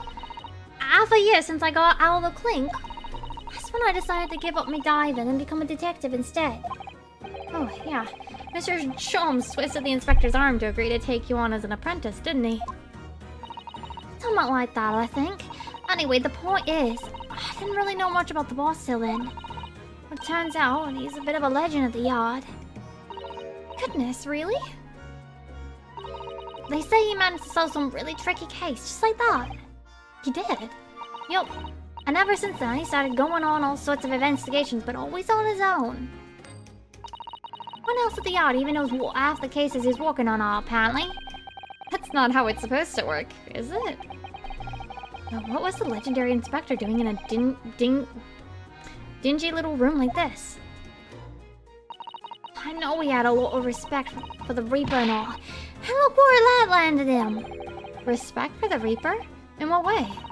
I heard him say as much. I take my hat off to that fella, or his words. Not how the general public feels, is it? Most people are terrified of the Reaper. Yeah, the boss said that's exactly why he respected the bloke. I didn't realize Gregson held the Reaper in quite such high regard. He said something else to me and all. That I didn't need to worry about the Reaper, cause he only goes after people what are bad. It did kind of set my mind at ease when he said that. Right. But then is that implying that Gregson was bad? Wait, his name was in the thing, right? And Shin was at the end of the other game. Wasn't Asogi at the end of the first game too? What is this place then? Does anyone live here? Apparently it's being run by some cove called Hugh Bone. What kind of name is that? Hugh Bone? Boone? Bone? It's a sort of here today, gone tomorrow name that, isn't it? Yeah, he's what we call an unidentified person. We haven't been able to get in touch with him. I see. Well, judging from appearances, I'd have to say this place hasn't been lived in for a long time, if ever. Alright. All that's in the yard piled down to get stuck into the investigation. But there's so little air, no one knew what to do with themselves. I do wonder. Asked Mr. Sato? Well, could it be that this Hugh Bone is in fact Inspector Gregson himself? What? How could that be? Well, if he was investigating on his own, it's quite possible that this was in fact some kind of secret office of his. I never even considered that. Nice work, Suze. We're actually following a line of inquiry like that ourselves. You are? If you look around the room, you'll see a few things that hint at it. You should really investigate this place in detail. I already did. I see that's where the poor inspector was found over there. Sad. Yeah, that's right. He said it was a single bullet what did him in. Oh, Gina. Apparently the bullet went right through him and struck that candle tree on the wall. Oh yeah, it's blown one of the candles apart completely. Gina! And the gun used is there on the floor. Paper's in it, no denying that. What? Really? How do you know that? Take it easy. I don't know what to do with myself when you stare at me with them big wide eyes. I'm only saying what I've heard. I don't know about much about guns myself. Sorry. But there's some bigwig lawman or whatever who said it. Why don't you ask him? A bigwig lawman, is it? Anyway, Fresno Street runs along under that window there. Or some street sellers just outside of where the gun shot. Oh, but I don't recall seeing anybody outside. Yeah, they've all been taken down to the yard for questioning, that's why. We're talking about the yard's legendary inspector here, and after all, they'll be getting a grilling. Do you think we might be able to speak with those street sellers ourselves? Oh, I doubt it. Lads at the yard will just want to know what you're snooping for, and you'll be up for grilling and all. We can't interview the witnesses then. Shame. Okay, present. How about this? Oh. He doesn't know what to do with the key.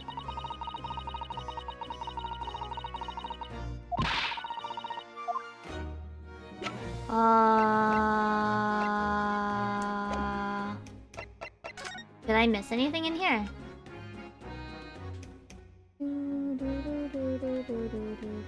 Yeah, I feel like it's gotta unlock something in the room, right?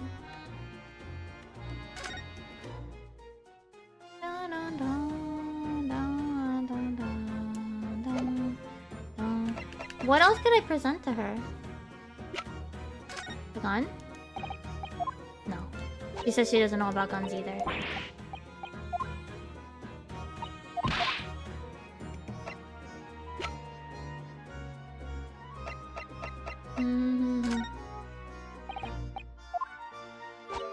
I'm literally just throwing everything at her because I don't know.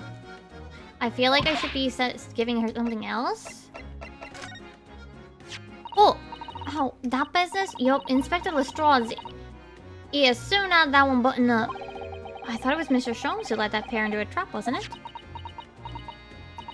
Listen, Odo. That ain't easy going from East End Diver to Scotland Yard Detective, right? But anyway, it's all part of the charm, ain't it? Being a bit loose with the truth when it helps. That's, wrong for so many reasons. Maybe. I should get Iris to write stories about me. The Adventures of Inspector Lestrade.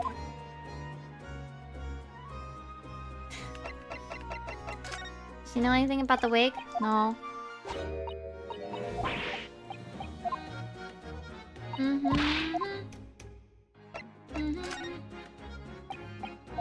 Okay. I don't think anything else I can do.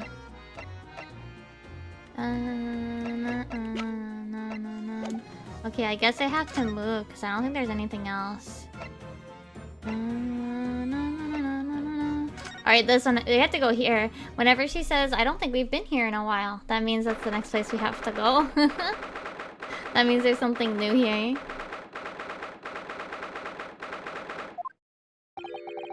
You've made good time. I took an express train back to London. Oh.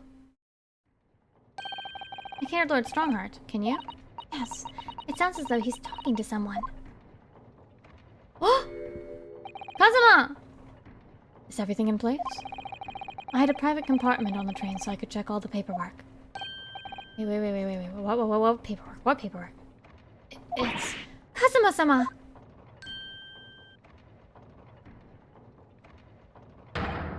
Your timing is impeccable. It is?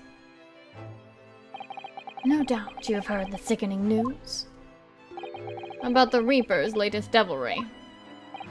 Yes. I'm sure you don't believe it, of course, though, Lord Strongheart. That Lord Van Sykes could have done such a thing to Inspector Gregson.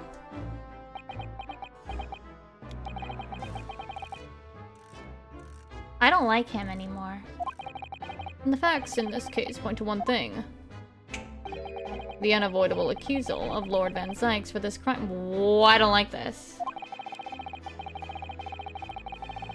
We must bring charges against the Reaper for taking the life of our legendary detective. Oh no, surely not!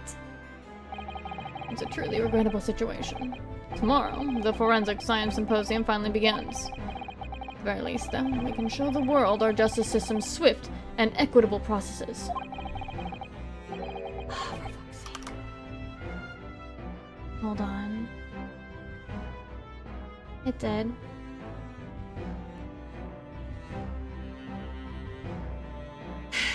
Give me a sec. Let me check something really quick.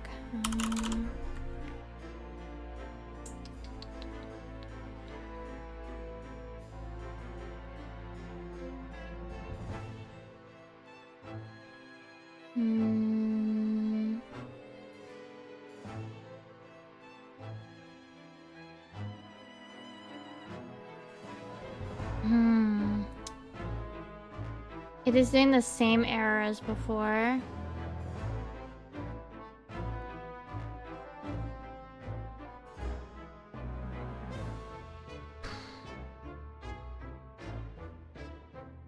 Hold on a sec.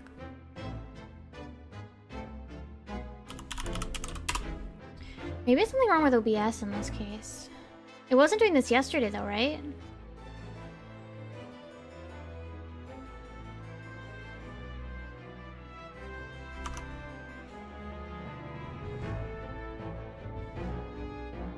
Give me a sec.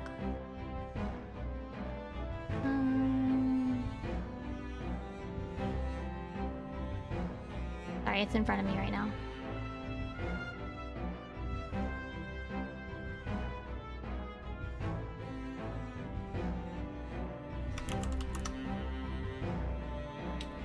Let's see if it's... I've been trying to watch it in the corner of my eye. But yeah. Precisely. In fact, this is a fine opportunity for introductions. Introductions?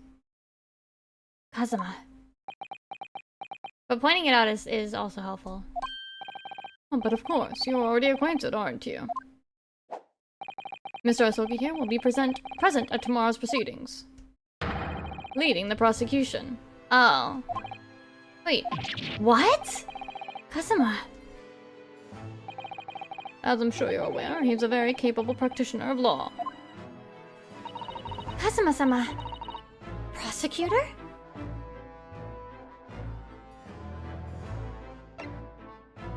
He looks so pissed. Why is he so pissed? I'm sure you can imagine that tomorrow's trial will be closely followed by all over London. In fact, no, people all over the Empire will be watching closely to see how it unfolds. There is no salvation for anyone in a trial prosecuted by the Reaper of the Bailey. And now, the Reaper himself must stand in the dock. Quite so. The public wants answers about the Reaper. Answers about how and why those who escaped conviction subsequently died mysterious deaths. But Lord Van Sykes firmly denies any involvement in such matters. There have been thorough investigations Investigations that have proven him to be innocent. That's certainly true. Or it has been, at least until now. No, tomorrow's trial will mark the start of a new chapter in our country's great judicial history. I don't like this. So Kazuma would be prosecuting tomorrow? That's right. But he's a defense lawyer, Lord Strongheart. Accomplished young law practitioners cannot pick and choose their roles. Imagine what it will mean for the prosecution to know the strategies commonly employed by the defense. Devastating combination, wouldn't you agree? Absolutely. I have no doubt at all that Kazuma will be razor sharp as a prosecutor. But why Kazuma-sama? There are surely many other highly skilled prosecutors in Great Britain. It was a personal request. I asked to be assigned to the trial. You asked for this? But why? It'll all become clear tomorrow. I'm guessing you intend to stand for the defense, don't you? Although, the Reaper appears to be turning down all offers of representation. I'm surprised such a personal request would have been upheld. It seems unprecedented, quite exceptional, in fact. You're quite right, Miss Mikotoba. Tomorrow's trial will be unprecedented and exceptional in every way. After all, the accused is one of Britain's greatest prosecutors, the pride of the Empire. Yeah, he was just unconscious.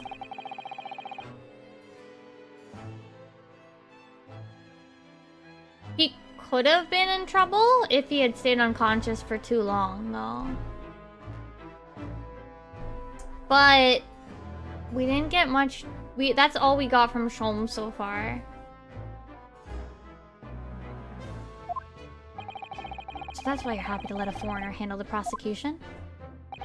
Yunosuke, let's see how your skills have been honed. After practicing law in this land for so many months. Kazuma, I understand why you're being so hostile to me now. This isn't gonna end well, my friend. Oh, yeah, we noticed there was a gun at the scene of the Inspector Gregson's death.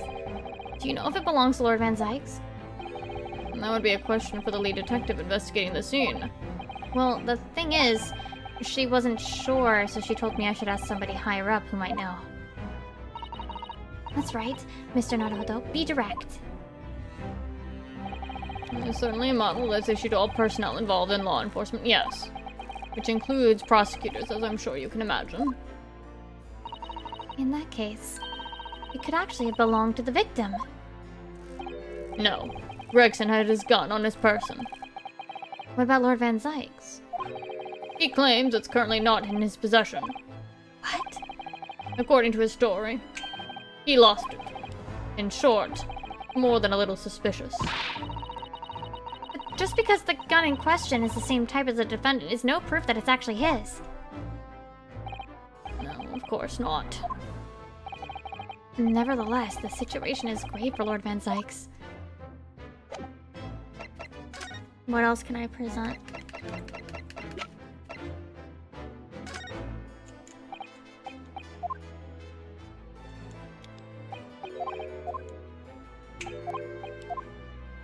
Okay.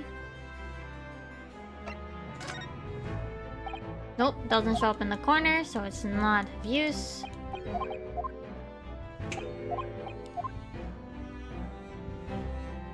Kazuma looks so angry. Why Kazuma angry? Kazuma, nandayo. What happened?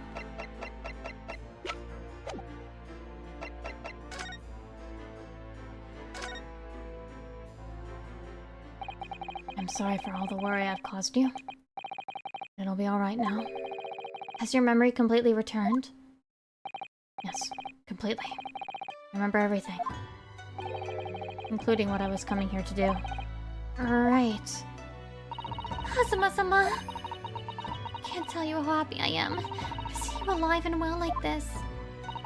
But how did you come to be here in London when you were suffering from amnesia? It was the voice. This past year, I've been hearing it in my head constantly, saying the same thing over and over. Go to London. That's where your destiny awaits. It was that voice that guided me here to London. I'm so sorry for what's happened. Anyway, my memory might have returned to me. There's something that won't return to the way it was before. Huh? What do you mean? I'm a prosecutor now, so I'm sure our paths will cross again very soon.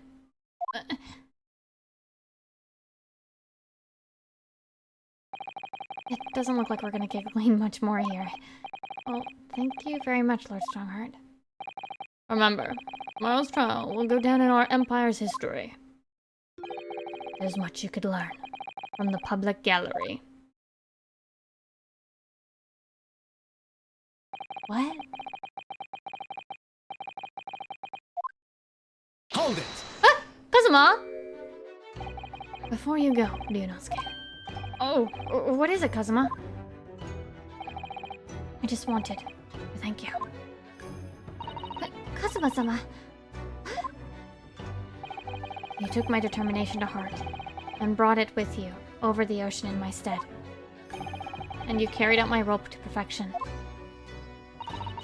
You always were intent on studying British law in order to change our own justice system. It was your dream, and Mr. Naruhodo didn't want that to die with you. Yes. I had another purpose for coming here. I actually have a favor to ask. Huh? Which is? This trial I'll be prosecuting tomorrow. I'd like you to be there to see how it ends. Right in front of me. As the defense counsel.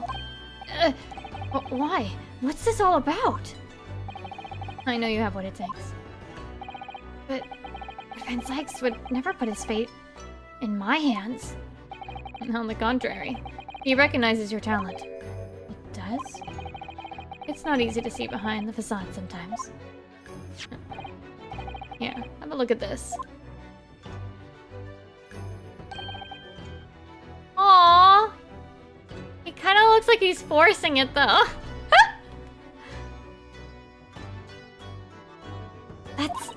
That's Lord Van Sykes and Inspector Gregson. In a photograph that must have been taken some time ago by the look of it. And who's the third person? It was displayed very prominently in the detective's office. In Gregson's office, you mean? Yes. What I'm trying to say is, if you really think you can trust the Reaper, you might find that some straight talking makes him take a different view. Take it.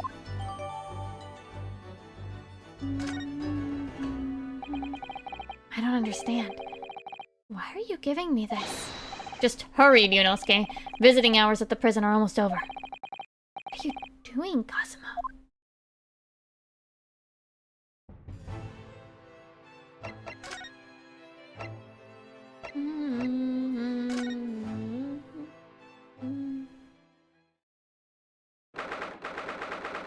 No, it's his brother.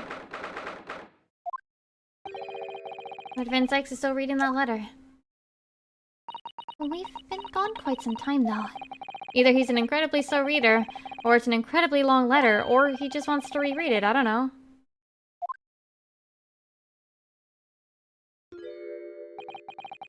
I was intending to ignore you entirely. But I can't turn a deaf ear to such insulting Nipponese. Oh, sorry, I didn't think you'd hear that. I had the case notes brought to me in secret. I was reading them to pass the time. Yes, we heard that your trial is set for tomorrow. Which is none of your business. So, have you found a lawyer? How many times must I reiterate the same thing? This has nothing to do with you. In other words, no. We were just talking to Lord Strongheart, and the prosecutor for your trial has been decided. I'd expect nothing less. Though I have no idea who it is.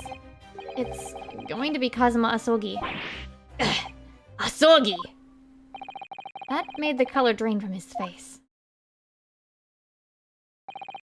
Well then.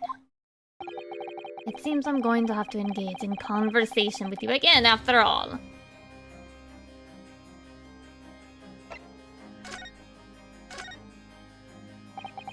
Years ago, my older brother, who was the director of prosecutions at the time, was murdered. And the killer, as you know, was a visiting student from the Far East.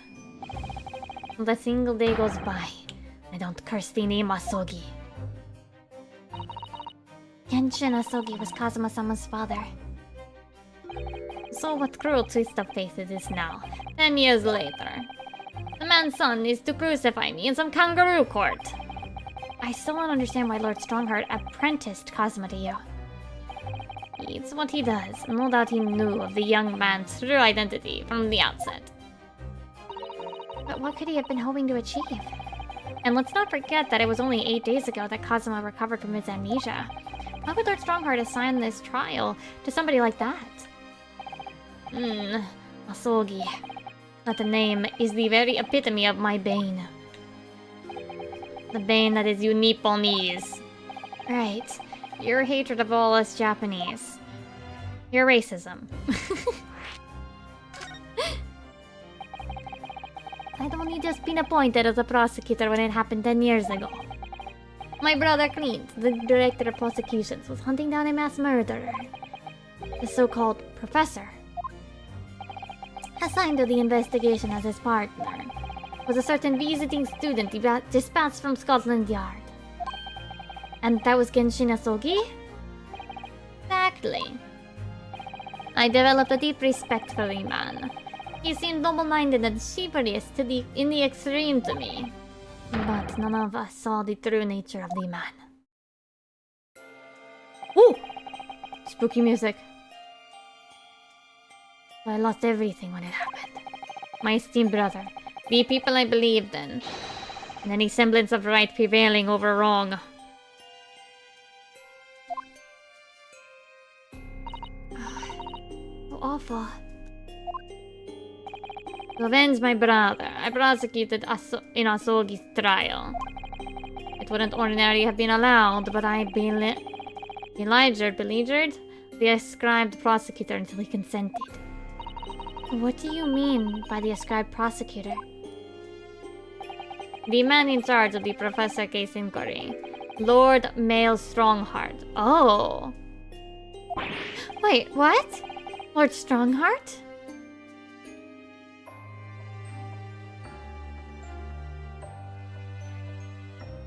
This seems like some convoluted, like, getting back at somebody thing. He was a highly accomplished prosecutor, but he agreed to relinquish the trial to me and act as my advisor instead. Since that time, he's the one person to whom I felt indebted. I'm sure you must have seen your zeal for the case and recognized your potential as a prosecutor. Anyway, the time passed, but earlier this year, who should arrive in London but you? And of all things, as a lawyer. I felt your animosity the first time I ever faced you in the courtroom. Your obvious deep loathing of us Japanese. I kept telling myself it was illogical. But for so many years, that hatred festered inside me, and I could no longer control it. That's not an excuse for racism. And I can understand why, now that I know the history. But in the same way, I've long felt the Nipponese to be the bane of my life. To Kazuma Asogi, I'm the bane of his. The Reaper who sent his father to the gallows. He's looking for revenge, and he intends to take it in court tomorrow. Oh. Greggson's transfer to the Paris Police Prefecture had finally been arranged for the coming month. But he'll never make it to France now. The tragedy. Oh, yeah. Come to think of it, he did mention something about that, didn't he? I wonder, does it happen often? Being transferred internationally, I mean. It's the first time I've ever encountered it. Oh. probably came with like he has his little like cross. Well, it's more like a plus shape. His little like emblem right here. The Paris police is welcoming an English detective is almost inconceivable. I can't imagine what kind of magic Gregson must have worked to put that arrangement in place. It sounds like that mystery has even the Reaper perplexed. I'm afraid to say, you're very ignorant about Inspector Gregson's standing. We hear that he was considered something of a legend at Scotland Yard. Again, it was 10 years ago that he first made a name for himself by uncovering a decisive piece of evidence that exposed the professor's identity. If it wasn't for Gregson's singular approach to the case, the discovery would have never been made. What sort of approach? After my brother's life was taken, the inspector pushed for a full autopsy. Oh my, 10 years ago? Why is that so surprising?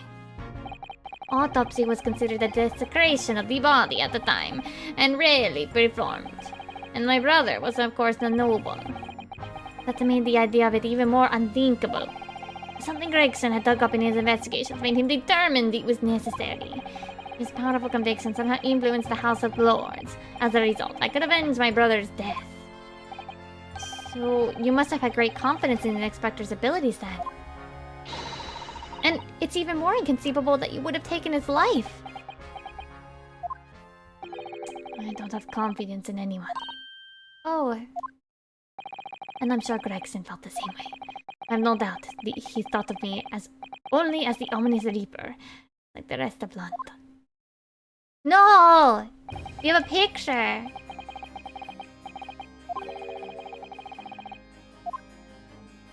But I'm gonna look at the other dialogue first. About the gun used to shoot the inspector that was found at the scene. Oh yes, that's not mine. Really? Because common opinion seems to be that it is. What do you expect me to say to that? Lord Strongheart informs us that you claim to have misplaced your firearm. As embarrassing as that is, I'm afraid it's true. When did you lose it then? That I don't know. Well, I mean, that's usually how it goes with losing stuff, right? I was issued with a revolver when I first became a prosecutor 10 years ago. I must have stole it somewhere, I suppose. Or left it somewhere, perhaps. Oh, you have something in common with Lord Van Sykes after all, Mr. Naruhodo. A talent for misplacing things. Susato, that's mean!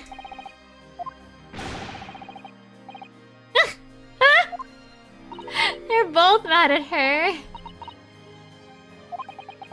So it's not decisive evidence, clearly. But it doesn't look good, that's for sure. What about this picture? Lord Van Sykes, we came by this old photograph. Where did you get that? It was taken when I became a qualified prosecutor. Almost unbelievable. I assumed it was long lost. It's the man on the left there. Yes, that's my brother, Clint.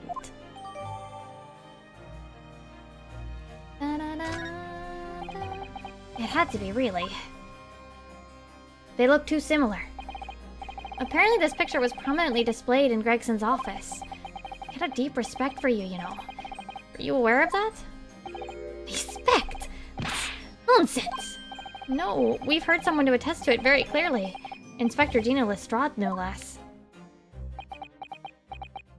Are you gonna open up, boy? Come on. Maybe once, yes. There was a time things were like that. We were brothers in arms, jovially discussing the future of justice and other such lofty subject matter.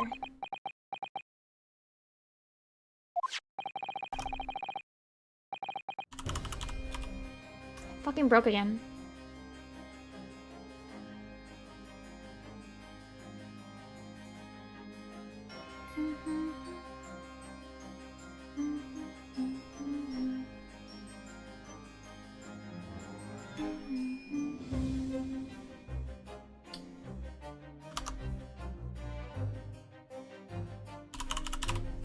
There it goes. That was a nice glimpse of the past, I thank you. My feel as though I got a nice glimpse of the past then, too. There was a glimmer of light in his eyes, a brief twinkle, an insight into the true nature of this man known to all as the stone-cold Reaper of the Bailey. Are you gonna let us be your defense lawyer or what, bro? Mr. Naruhodo. Oh, that's the first time he's ever used my actual name. I have lost all confidence in my country's justice system. I don't trust the police, the judiciary, or lawyers. But there's still one thing I'm willing to believe in. What's that? Which you see in the eyes of another across the courtroom. A simple determination to know the truth. Lord Van Zykes. From the very first time we clashed in the Bailey, almost a year ago now, I couldn't deny it, even though I dearly wished I could. Here is a loathsome Nipponies, with absolute integrity as a lawyer. There are only 2 other men I've known with that same look in their eyes. Oh, no, you're fine. My brother, Clint, and Genshin Asogi. The man he idolized, and the man who betrayed his trust in the most hideous way. When you showed me that photograph just now, it reminded me. You mean this photograph? Back when I was able to laugh. I was free of the shackles of mistrust that plague me now. I looked to the future with hope. Since then, I've protected myself against betrayal by refusing to trust anyone. Oh, but at times, the mire into which I've sunk makes it almost impossible to breathe. I'm so sorry. Mr. Naruhodo. I want to believe in that look in your eyes. I need to believe in it. Oh! In tomorrow's trial, will you advocate for me? Oh! He said it! Oh my gosh! Of course I will. It would be an honor. I'm so pleased, Mr. Naruhodo. Then my life is in your hands.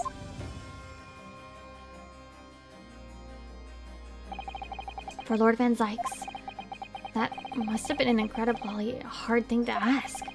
Which is why I simply cannot let the man down. Tomorrow, in the Old Bailey, against my old friend, Kazuma.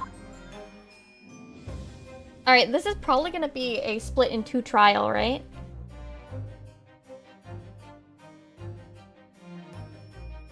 Like, that was too short of an investigation. I'm gonna go to the bathroom before we start the trial, though.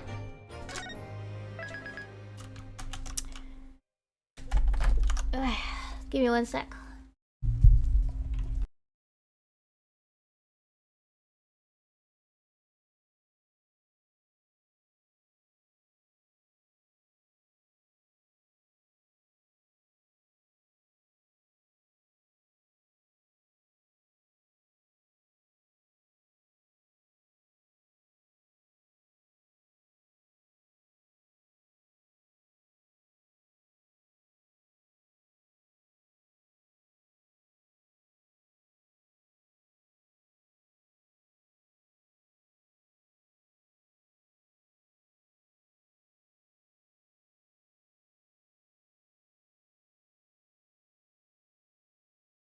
I'm actually gonna make some hot cocoa.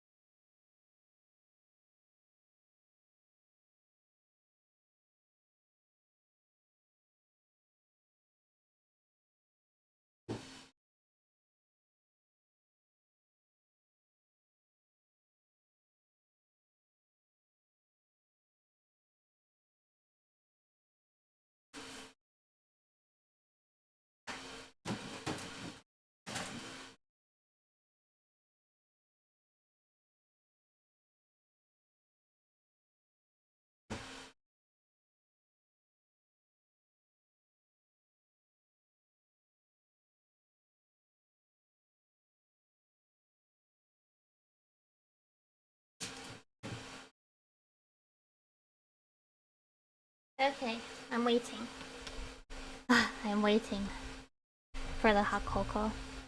I actually haven't had hot cocoa since like last winter. Well, almost last winter? Yeah. Oh wait, hold on. See?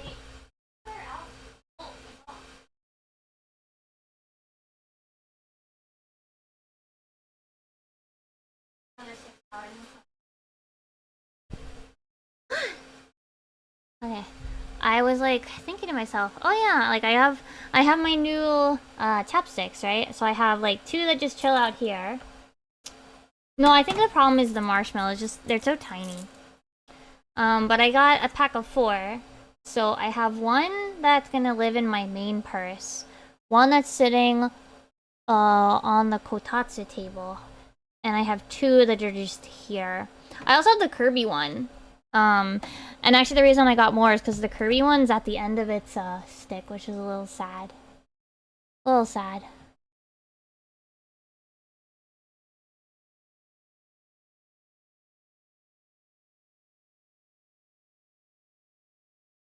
But you know, it'll happen, you know. Like that's just a thing that will happen over time because I actually used it. Oh yeah, the school uniforms Nendoroid doll outfits arrived.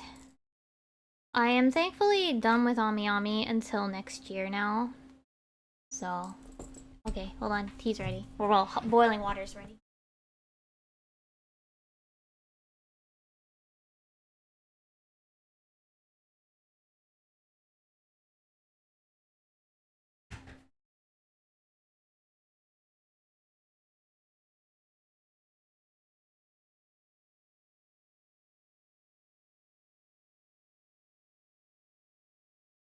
I'm back. So let me go put the this away.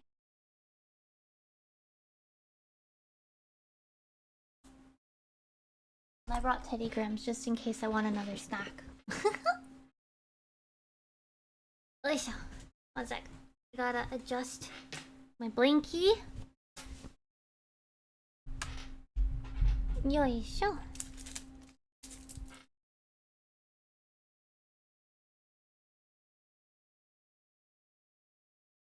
I haven't adjusted the pictures yet, but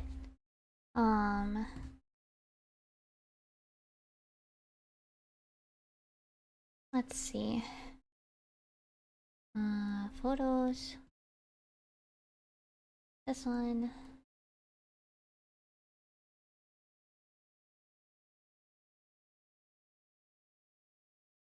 I haven't like adjusted them yet. Oh, that one's not very good.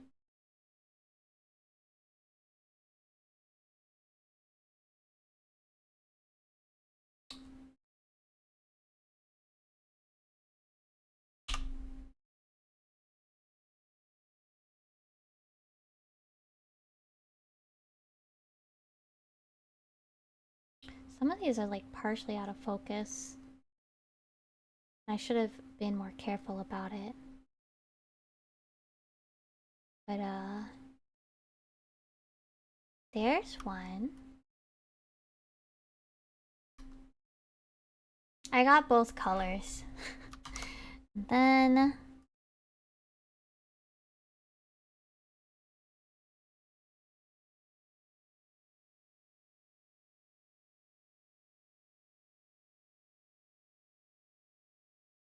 where's a good shot of this pose that I set up?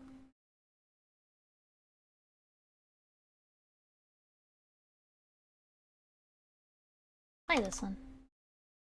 And this. It was actually super annoying to try to get the resin bottle that comes with it to fit in Mimi's hands. I was like, it's gonna fall out. I'm actually still waiting for some of the resin to dry because what is it? I did it too late in the day, so there was no more sun. And I don't have any other way to get the UV stuff. So that sucks.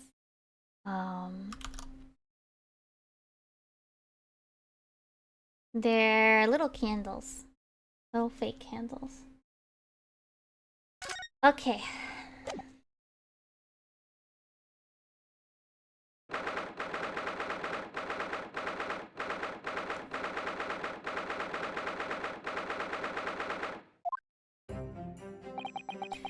There's that old familiar feeling again. The crushing pressure of this historic courthouse. Actually, no, it's a little different today. There's even more menacing tension in the air. There's a menacing tension in the air here today, isn't there? Suppose. Yeah, I think so. It can only be the result of the menacing appearance of the defendant. A little more courtesy, if you please. Oh my, I do apologize. However, you're certainly not mistaken that this trial is far from ordinary. What do you mean? I'm not privy to the details, however, I understand that no jury— What? No what? Trial of the professor 10 years ago. A closed court. Good morning, my dear fellows. Mr. Sholmes! Have you made note of my hair? Oh, he fixed his hair! Awesome, he did it! To be perfectly honest, so much has happened yesterday that, well, I completely forgot about your little hair problem. What to one man is a little hair problem is to another a day of drinking dubious potion after dubious potion. You have no idea how my stomach ails me this morning! Oh dear, how awful for you. I'm afraid you only have yourself to blame, Mr. Sholmes. You could have just done the normal way. Good morning to you, Mr. Reaper. I'm delighted to see you looking so full of vim. And I to you. I see London's celebrated great detective is as active as ever. Oh, you exaggerate, my dear fellow, compared to my paltry engagements, but with a few trivial cases. The Reaper's overbearing presence is a far greater deterrent to the black roots of crime in our capital. And whilst I may not agree with your methods, there's at least one point on which I would readily commend you. What an honor. And that would be... your eye for a good lawyer, sir. Mr. Sholmes. After all, behind this lawyer there is a very great mind. My own. So, what are you trying to say? I wish only to say that you should be prepared for quite a trial, Mr. Reaper. Sorry to barge in. She even has a little arm badge! Oh, Gina! Gina! What's that on her arm? Oh, right, morning band. She's officially part of the crew? Mother, she'd be at the symposium. It's been postponed, so I have some free time. I decided to come along with the police inspector to see our country's up-and-coming student in action. I shall be very interested to see the fruits of your studies over the past year. Well, it's an honor to have you here. Let's hope there are some fruits to see. Odo? Oh, yes, Gina? Why'd you agree to do this, eh? Why'd you take him on? This Reaper bloke. Everyone says it was him, what killed the boss. Sorry, Gina. I just don't believe that. Well, if it wasn't him, then who was it? I don't know that. Yeah. I don't care who calls him what. The Reaper's just a name. He's just a person at the end of the day. And if it turns out it was him what killed the boss, then God help him. Well, weren't you singing his praises before? How he wouldn't kill you because you were a good person? Yes, indeed. Yes, the culprit deserves every ounce of your loathing. Eh? At least maybe some solace to the deceased. Gina! Please, Odo. Whoever did this, the boss. Gina. hate feeling this useless. There's nothing I can do. So you've gotta find who done this and make that wretch pay. Nina, sweetheart. Nina. Alright then, here we go. It's time, Mr. Naruhodo. Lord Van Zykes. When do we get to become a lord? wait, when do we get to be the lord?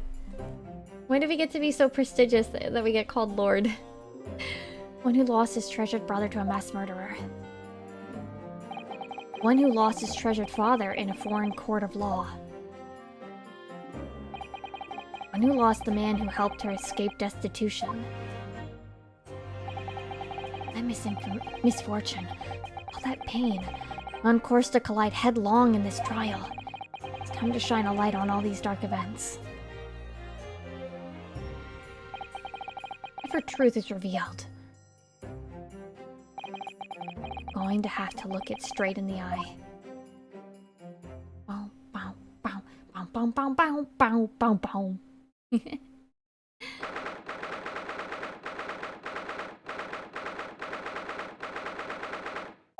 So wait, is it just empty? It's just empty. And the gallery is empty? In the name of Her Majesty the Queen, I hereby declare this court to be in session. Now I'm just also thinking, thank fucking God I don't have to do a summation examination. We are here to conduct a fair and just trial of the defendant Barak von Zykes. Counsel for the defense and prosecution, are you ready to begin? The defense is ready, my lord. The prosecution is more than ready. Kazuma-sama, I've been wishing to see you in court again for so long. Feels... I never pictured it happening like this. I never thought I'd be facing you behind the prosecution's bench. The so-called Reaper of the Bailey has been a scourge like no other, undermining Her Majesty's justice system. Today, we must uncover the truth behind this scourge. In other words, this trial is going to be a lot more far-reaching than Inspector Gregson's murder. The truth revealed by these proceedings may have unpredictable repercussions through the judiciary. Accordingly, they are to be conducted as a closed trial with no members of the public present, by Her Majesty's direct orders. But then, who are these? Who are these people? Who are these? No members of the public? How would that work, my lord? The burden of all arbitration and adjudication falls on my shoulders. Therefore, as you will see, the jurors' bench shall remain vacant today. If no members of the public are present, might I ask who is currently occupying the gallery, my lord? Exactly! Oh. Oh. Okay, thank you for answering my question earlier. Oh my, this is a very unusual trial already. There are, of course, another unprecedented aspect to these proceedings in which I must elaborate. The counsels for the prosecution and the defense are both aliens of Great Britain. I believe it takes an outsider to see the truth sometimes. As I stand here in this courtroom now, I'm quite certain this is the reason why I had to come to Britain. Kazuma. Very well, let us commence proceedings. Should I move my cup of hot cocoa?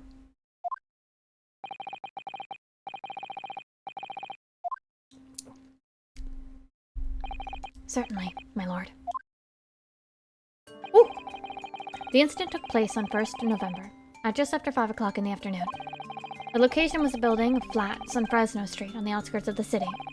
The victim's body was discovered there in an old single-room rental property.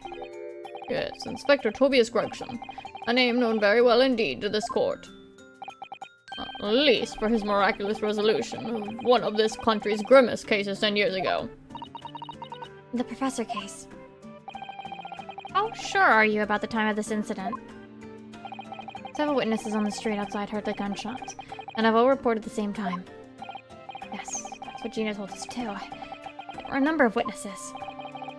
I have here a plan of the room. The victim was found curled up in one corner. It's believed that he was shot from the front point at point-blank range and died instantly. How? How has the range been determined? There were scorch marks around the entry wound. Such marks are caused by the gunpowder used to fire the bullet.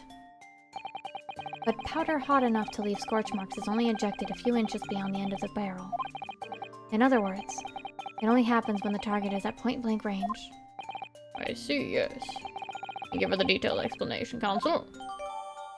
Okay. But how would Gregson have gotten shot so close? You know?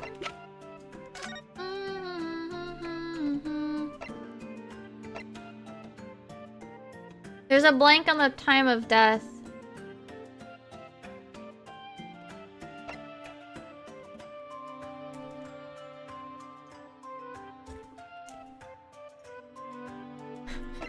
Did they forget? Did something happen here at the localization? And they missed some text or something? The murder weapon was found lying beside the victim. And have you managed to ascertain the owner of this firearm? No, my lord. Not conclusively. Bravo, Kazuma-sama. We're not trying to use the gun as evidence when its provenance can't be proven. Furthermore, my lord, as I've explained, the revolver was fired at extremely close range. The bullet passed through the victim and struck the wall behind him. There's a candelabrum mounted on that wall, and the tip of one of the candles in it was found to have been blown off by the projectile. We noticed that too, didn't we? Yes, that's right. Thank you for the thorough report, Counsel. The setting of the crime is clear to me. You will submit the plan of the crime scene as evidence, please. As you wish, my lord.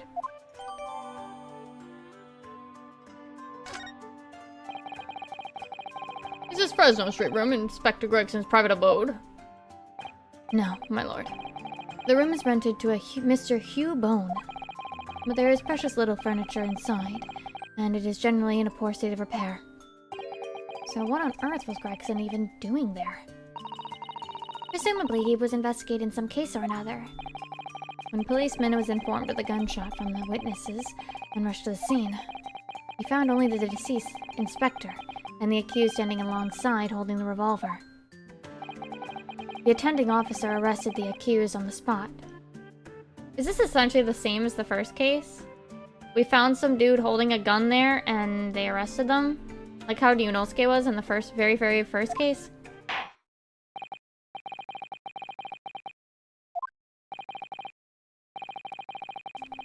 Call his first witness. My name, please, Counsel. Naturally. The accused himself. Lord Van Zykes? As prosecutor, he believes in the oath of office he's taken and will be compelled to tell the truth. Very well. Let the defendant take the witness stand. Sure, I guess. But there has to be the other witnesses. What about them?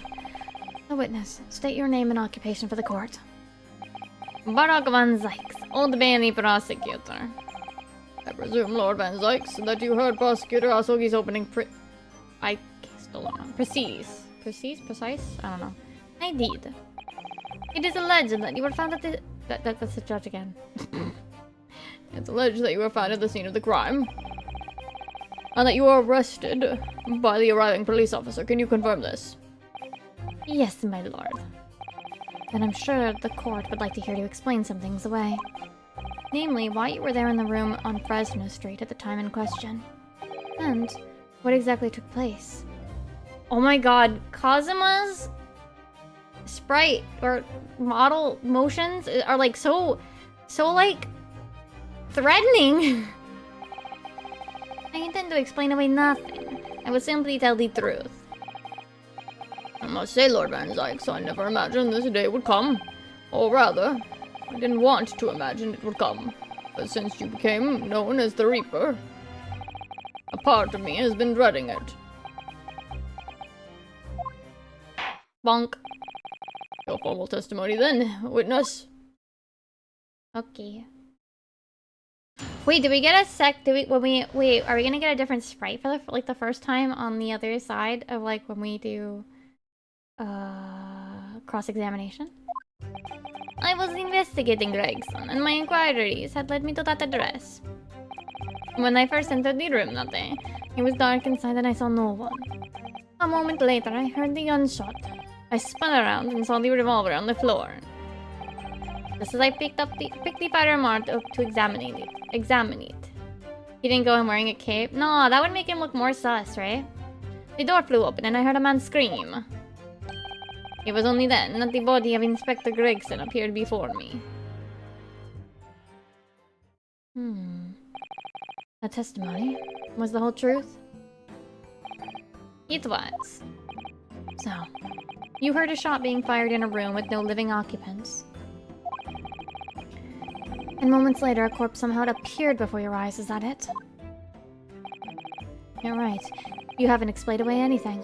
In fact, that would barely qualify as an excuse. I thought you were my mute apprentice. Yet it turns out you have a way with words, Prosecutor Asogi. It would appear to be a singular tale indeed. Singular isn't the word. It's laughable. It's gone into Kazuma. He's not behaving like himself at all. Well, see, here, he's not in a position of power, you know? So... Oh, Susato's so distressed. Susato's so stressed. Oh, angry Kazuma! Hold it!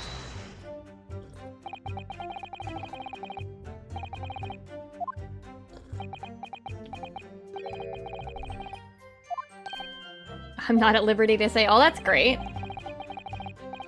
Gregson was involved in a case I was investigating, regrettably though. He was killed before I could secure the proof I needed.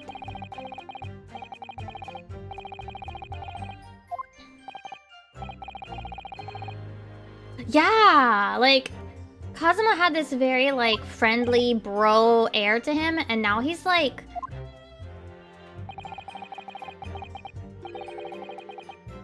What? What would you even call this? A vibe he has?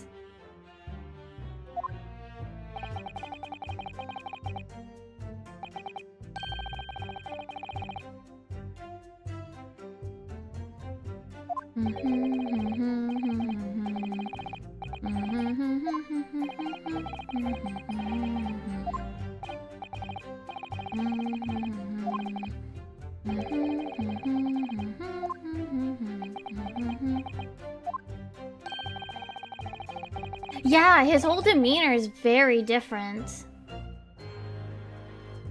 It's absolutely got to be the same character. Like, if we like Susato and Ryunosuke wouldn't mistake him at this point to being a different person, right? Like, it's obviously Kazuma, but like, what? And he's got this like smug face on too. Hold on. Wait, hold on. Wait, hold on.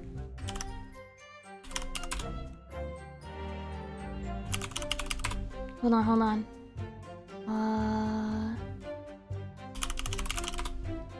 What are these called in Japanese? What are they called in Japanese?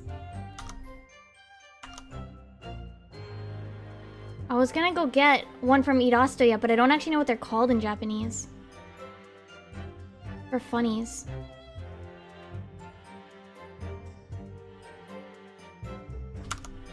Yeah, the bandana. Like the specific type of bandana.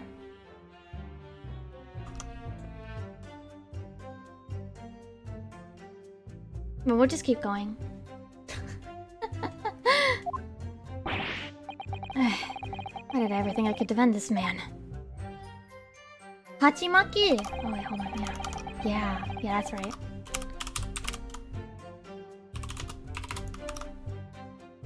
fuck, they don't have one separated. Oh wait. No, yeah, they don't have one separated. Damn it! I don't want to cut it out. So, too lazy now. Hold it!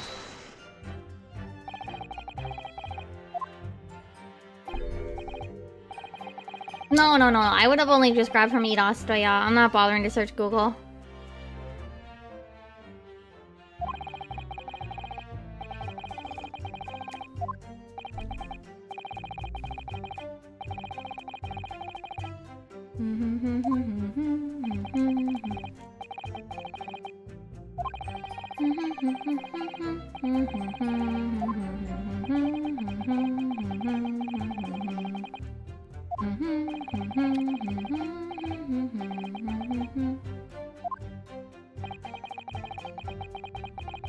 Obviously, 1 and 2 are planned together because of how much they're intricately, like, tied together. But it's so wild that, like, they knew from the very beginning that Kazuma was gonna do this.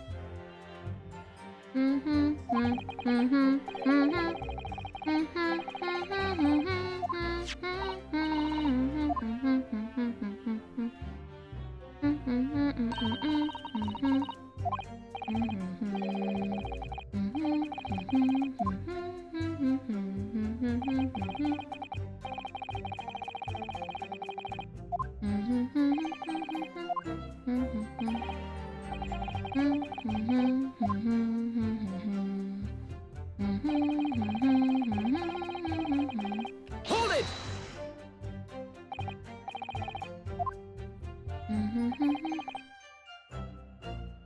What if it was like a trap set? Like, a wire trap?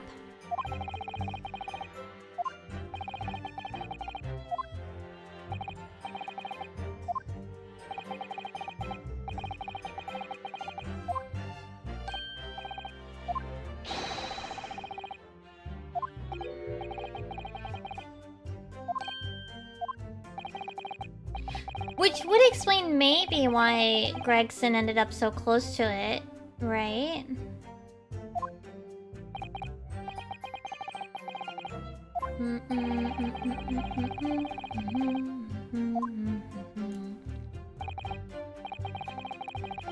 There has to be some reason for the policeman key, too. We weren't able to really use it on anything.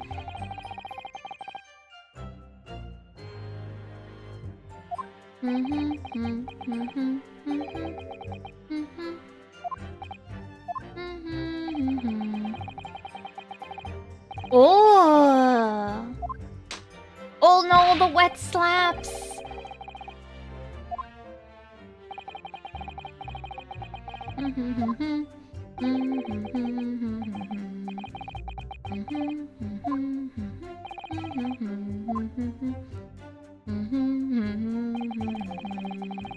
Okay.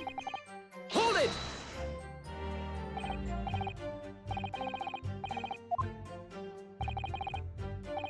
One of the street merchants. Okay. A match seller, a newsmonger, and a peddler.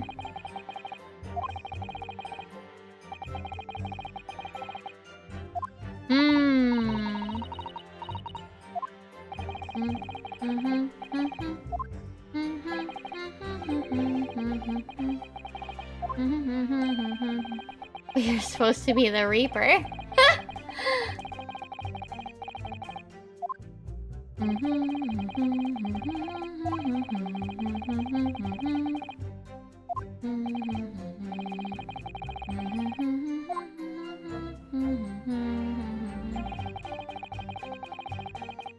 Hold it!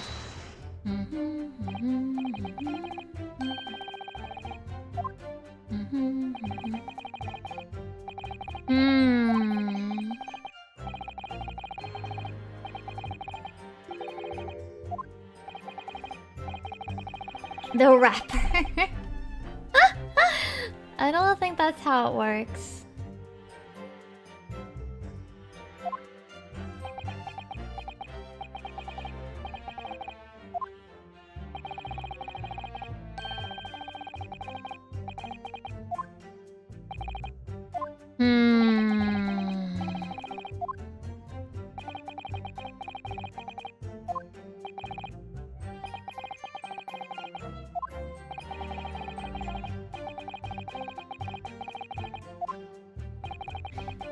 Objection! Surely the court has heard enough. Kazuma! My lord, the cross-examination has clearly revealed that the accused, Barak von Zykes, is lying on multiple fronts. What? Huh? What is that supposed to mean? What? But gracious, counsel. The defendant is lying, you say? This music's really nice, though. In his testimony just now, he claims that he failed to notice the victim's body because the room was dark. That's correct. No, that's impossible. As proven by this candelabrum. How does that prove anything? If you examine the tip of the long candle, you can see it has been blown off by a powerful impact.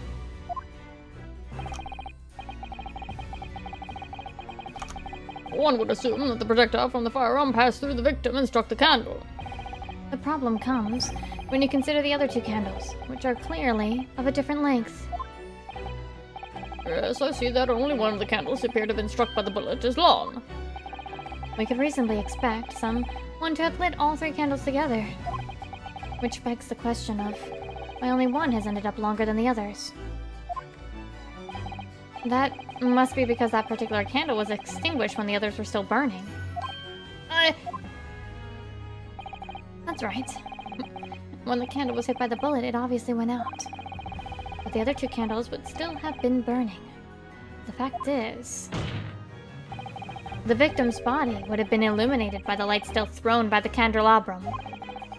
And the accused claim that he couldn't see the body clearly contradicts those facts. Not necessarily. And now to the next lie. There's more? The accused also claims never to have visited the scene of the crime before. That's the truth. In that almost empty room, the police discovered something very unusual. A board covered from top to bottom in police documents and newspaper cuttings. Yes, that's right. We saw it too. It goes without saying that the contents of the police documents cannot be divulged, however. They included a number of reports from various historical cases, the oldest of which was from 10 years ago. 10 years ago. This is starting to sound familiar. And there's a common thread linking all of the documents on that board. Indeed. What is this common thread, counsel? They all relate to cases prosecuted in court by Barak von Zykes. What is this smug face on him? All of them? And furthermore, all those cases are ones in which the defendant was acquitted. Good lord! Interestingly, none of those defendants are alive today. I guess all of them have been sent to their graves by the Reaper. This is assuming. In short, that dingy little room is the Reaper's secret hideout. That is jumping to conclusions, Kazuma. And his base of operations. You have no proof of that. That is circumstantial evidence, and you are taking the leap that those documents came from Van Zykes. The Reaper's hideout. And yet the Reaper, who would claim to never have been to own... And yet the Reaper would claim to never have been to his own secret hideout. No one would believe that. The truth is, we've been looking at this backwards. Backwards? Explain, counsel. Inspector Gregson was investigating the identity of the Reaper. When he discovered the location of the man's secret hideout, he was killed. As I'm sure everyone can imagine. By the Reaper's hand. What? Just because he takes on the title Reaper and says, yeah, sure, whatever, doesn't mean he's the actual Reaper. Hello? Von Zykes is an outstanding prosecutor who has rendered great service to his country. However, it's with deep regret that I must concur with Prosecutor Askogi's contention. The defendant's testimony exhibits a number of stark inconsistency with the known facts. All I have done is state the truth as I know it. Kazuma's done a brilliant job as ever. He's drawing on his experience as a defense attorney, This prosecution case. It's formidable.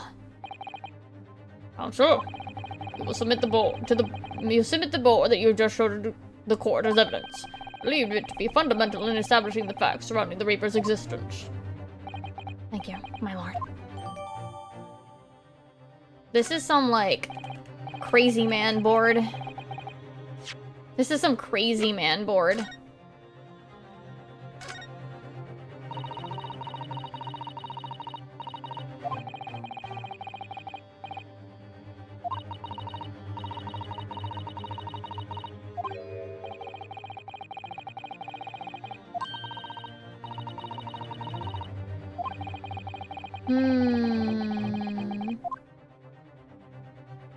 Oh! A handprint. A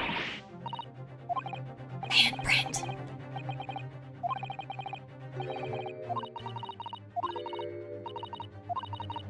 Oh dear. That's definitely important.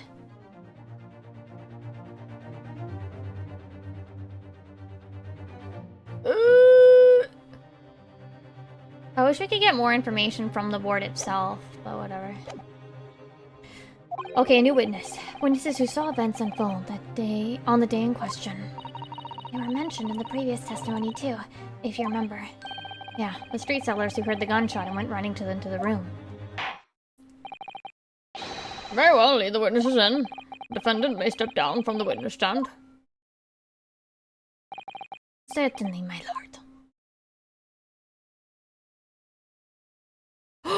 Cute girl!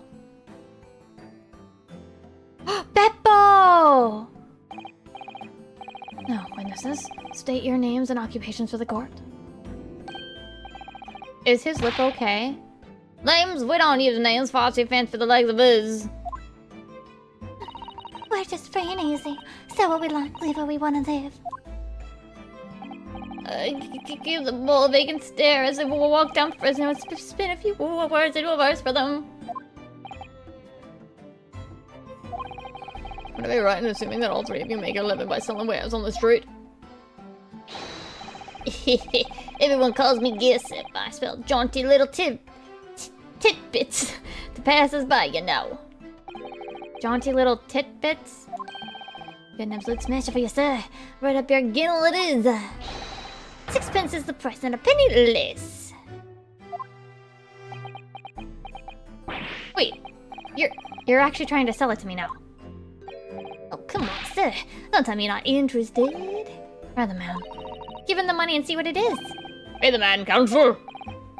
Alright, 6 it is. You won't forget it, sir. Now you got your listening ears on. Just between us, a young couple in Slate Street. Just said twins.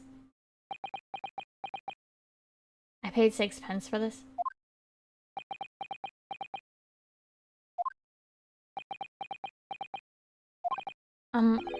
Is that it? No, that's not it. It's gossip, isn't it? It wants to spread, but that bit's up to you and your mouth, of course. I got more, you know. Want another juicy one? 6 a piece it is, if you're curious. I am curious, yes, about what's going on just under that fat bottom lip of yours. Namely, that unusual bruise or whatever that is poking out from under your collar. What about the next witness, then? What name do you go by and what do you sell? Me? I'm Venus. That's what everyone calls me. Funny, innit? I sell these lovely little fireworks to all the local school kids. Ma'am? 6 a pop. What do you say? Ma'am?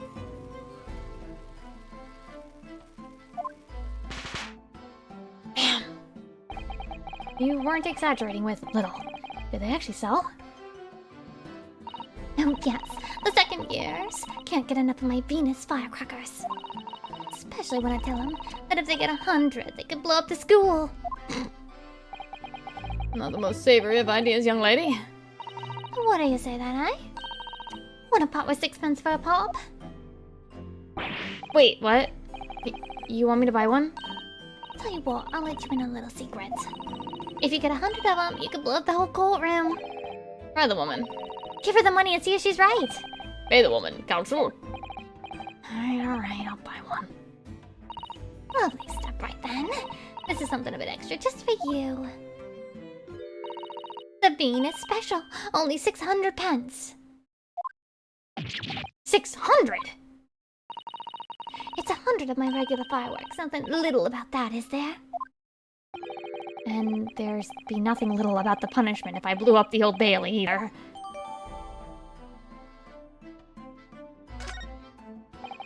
Last witness. What name do you go by and what do you sell? So, there was no gun. There was no gun.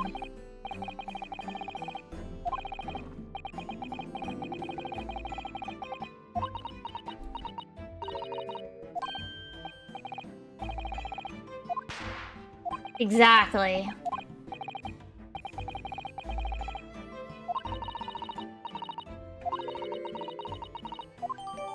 Exactly!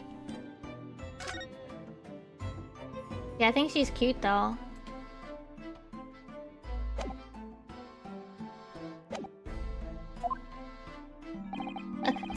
I'm a thinker me. Think all sorts of thoughts. I think, therefore I am. I am, therefore I think. I think. Because I stand there on the streets while watching the world go on about me. They call me the Observer. Get out of it, old man. Everyone calls you a sandwich and you know it. So you don't actually sell anything?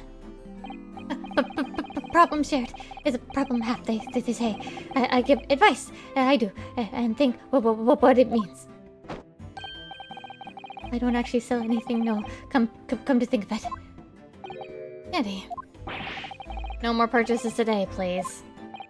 Well, we have quite a cashier, it seems. They conduct their business on Fresno Street from morning until night, my lord. And always in the same place, directly adjacent to the crime scene. I see. And thus they heard the gunshot, I suppose. Not only that, but they very bravely ran inside to see what was going on and witness the crime. Well, I'll be bigot, I thought, just between us. Venus de Milo, what am I to do? What a terrible thing I saw. What I think is, if all we see is light and shadow playing with our eyes, is any of it real? Is any of this real or not?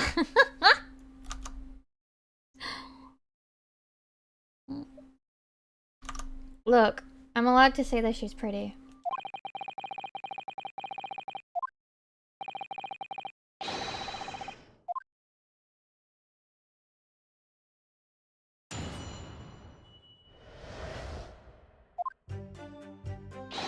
We saw the whole thing from start to finish. We did.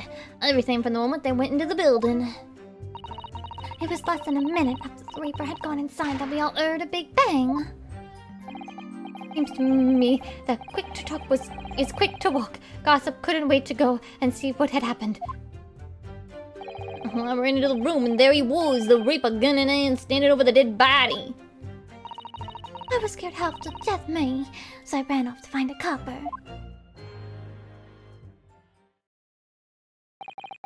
If these witnesses were there the whole day and saw everything, who did they see going inside the building? Only the victim, Inspector Gregson, and the accused, Barak von Zykes.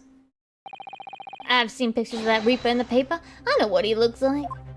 And just between us, folks look stories like this, I've made myself a tiny sum already.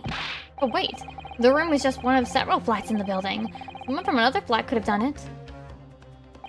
All those flats in Fresno Street are unoccupied. Of course they are. The swamp, damp, dirty, and expensive to boot. The room in which the inspector was found is the only property in the building that's currently leased. And we know the leaseholder's name, don't we? It's Hugh Bone. The testimony in the court is just heard would appear to leave little room for doubt. It's becoming increasingly difficult to see how anyone other than the defendant could have committed the crime. No. Thank you for your candor, my lord. Counsel for defense, you may proceed to cross-examine the witnesses. Yes, my lord. close court like this. Without a jury, the judge is the only person whose opinion matters. I have to break down this testimony. Somehow. Look. You gotta admit she's pretty. Hold it!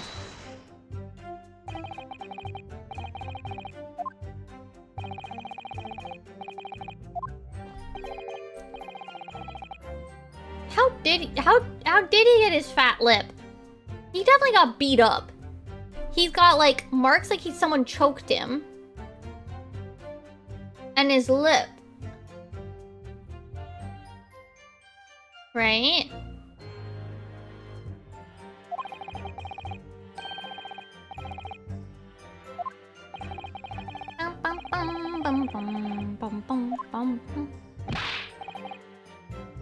Wait a sec.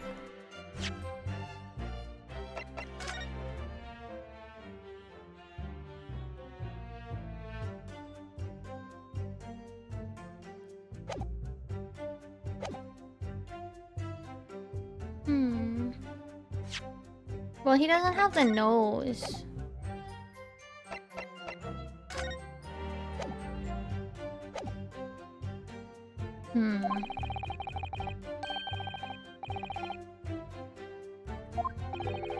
Victim arrived 15 minutes before.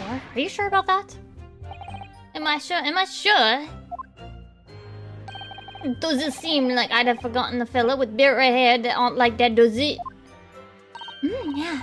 His hair was really red baronet. Redder than my flaming fireworks, even. That fiery red mops so burned into the inside of my eyelids, it is. Wait a minute. You're saying the man was a redhead? Were you listening, chum? He was redhead. I need a big trunk with him as well. But Inspector Gregson's hair isn't red. Not by any stretch of the imagination. It seems likely that the person you saw wasn't in fact Inspector Gregson at all, but some other third party. No, I hate to break it to you, but the witnesses are correct. What?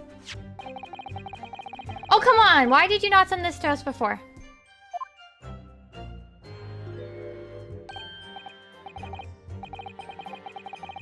Oh my god. And a red hairpiece. Of course! We saw one on the floor when we investigated the scene, didn't we? I still refuse to believe Inspector Gregson wore a hairpiece, though. And why on earth would he have been wearing something like that? The color does seem to suit the man, one might say. Photograph will be submitted as evidence, please, counsel.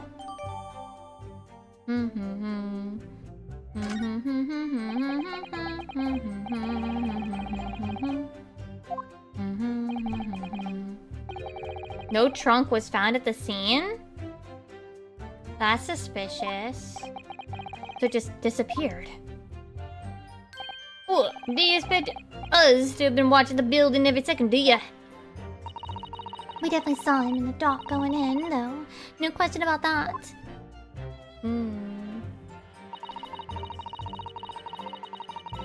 Hold it! It was just your fucking fireworks. Someone took your fireworks.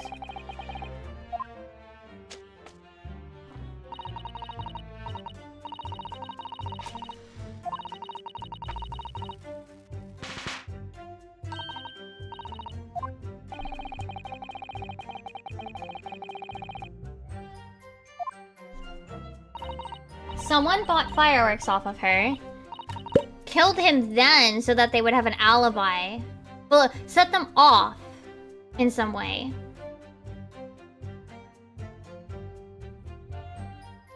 But Gregson had been long dead.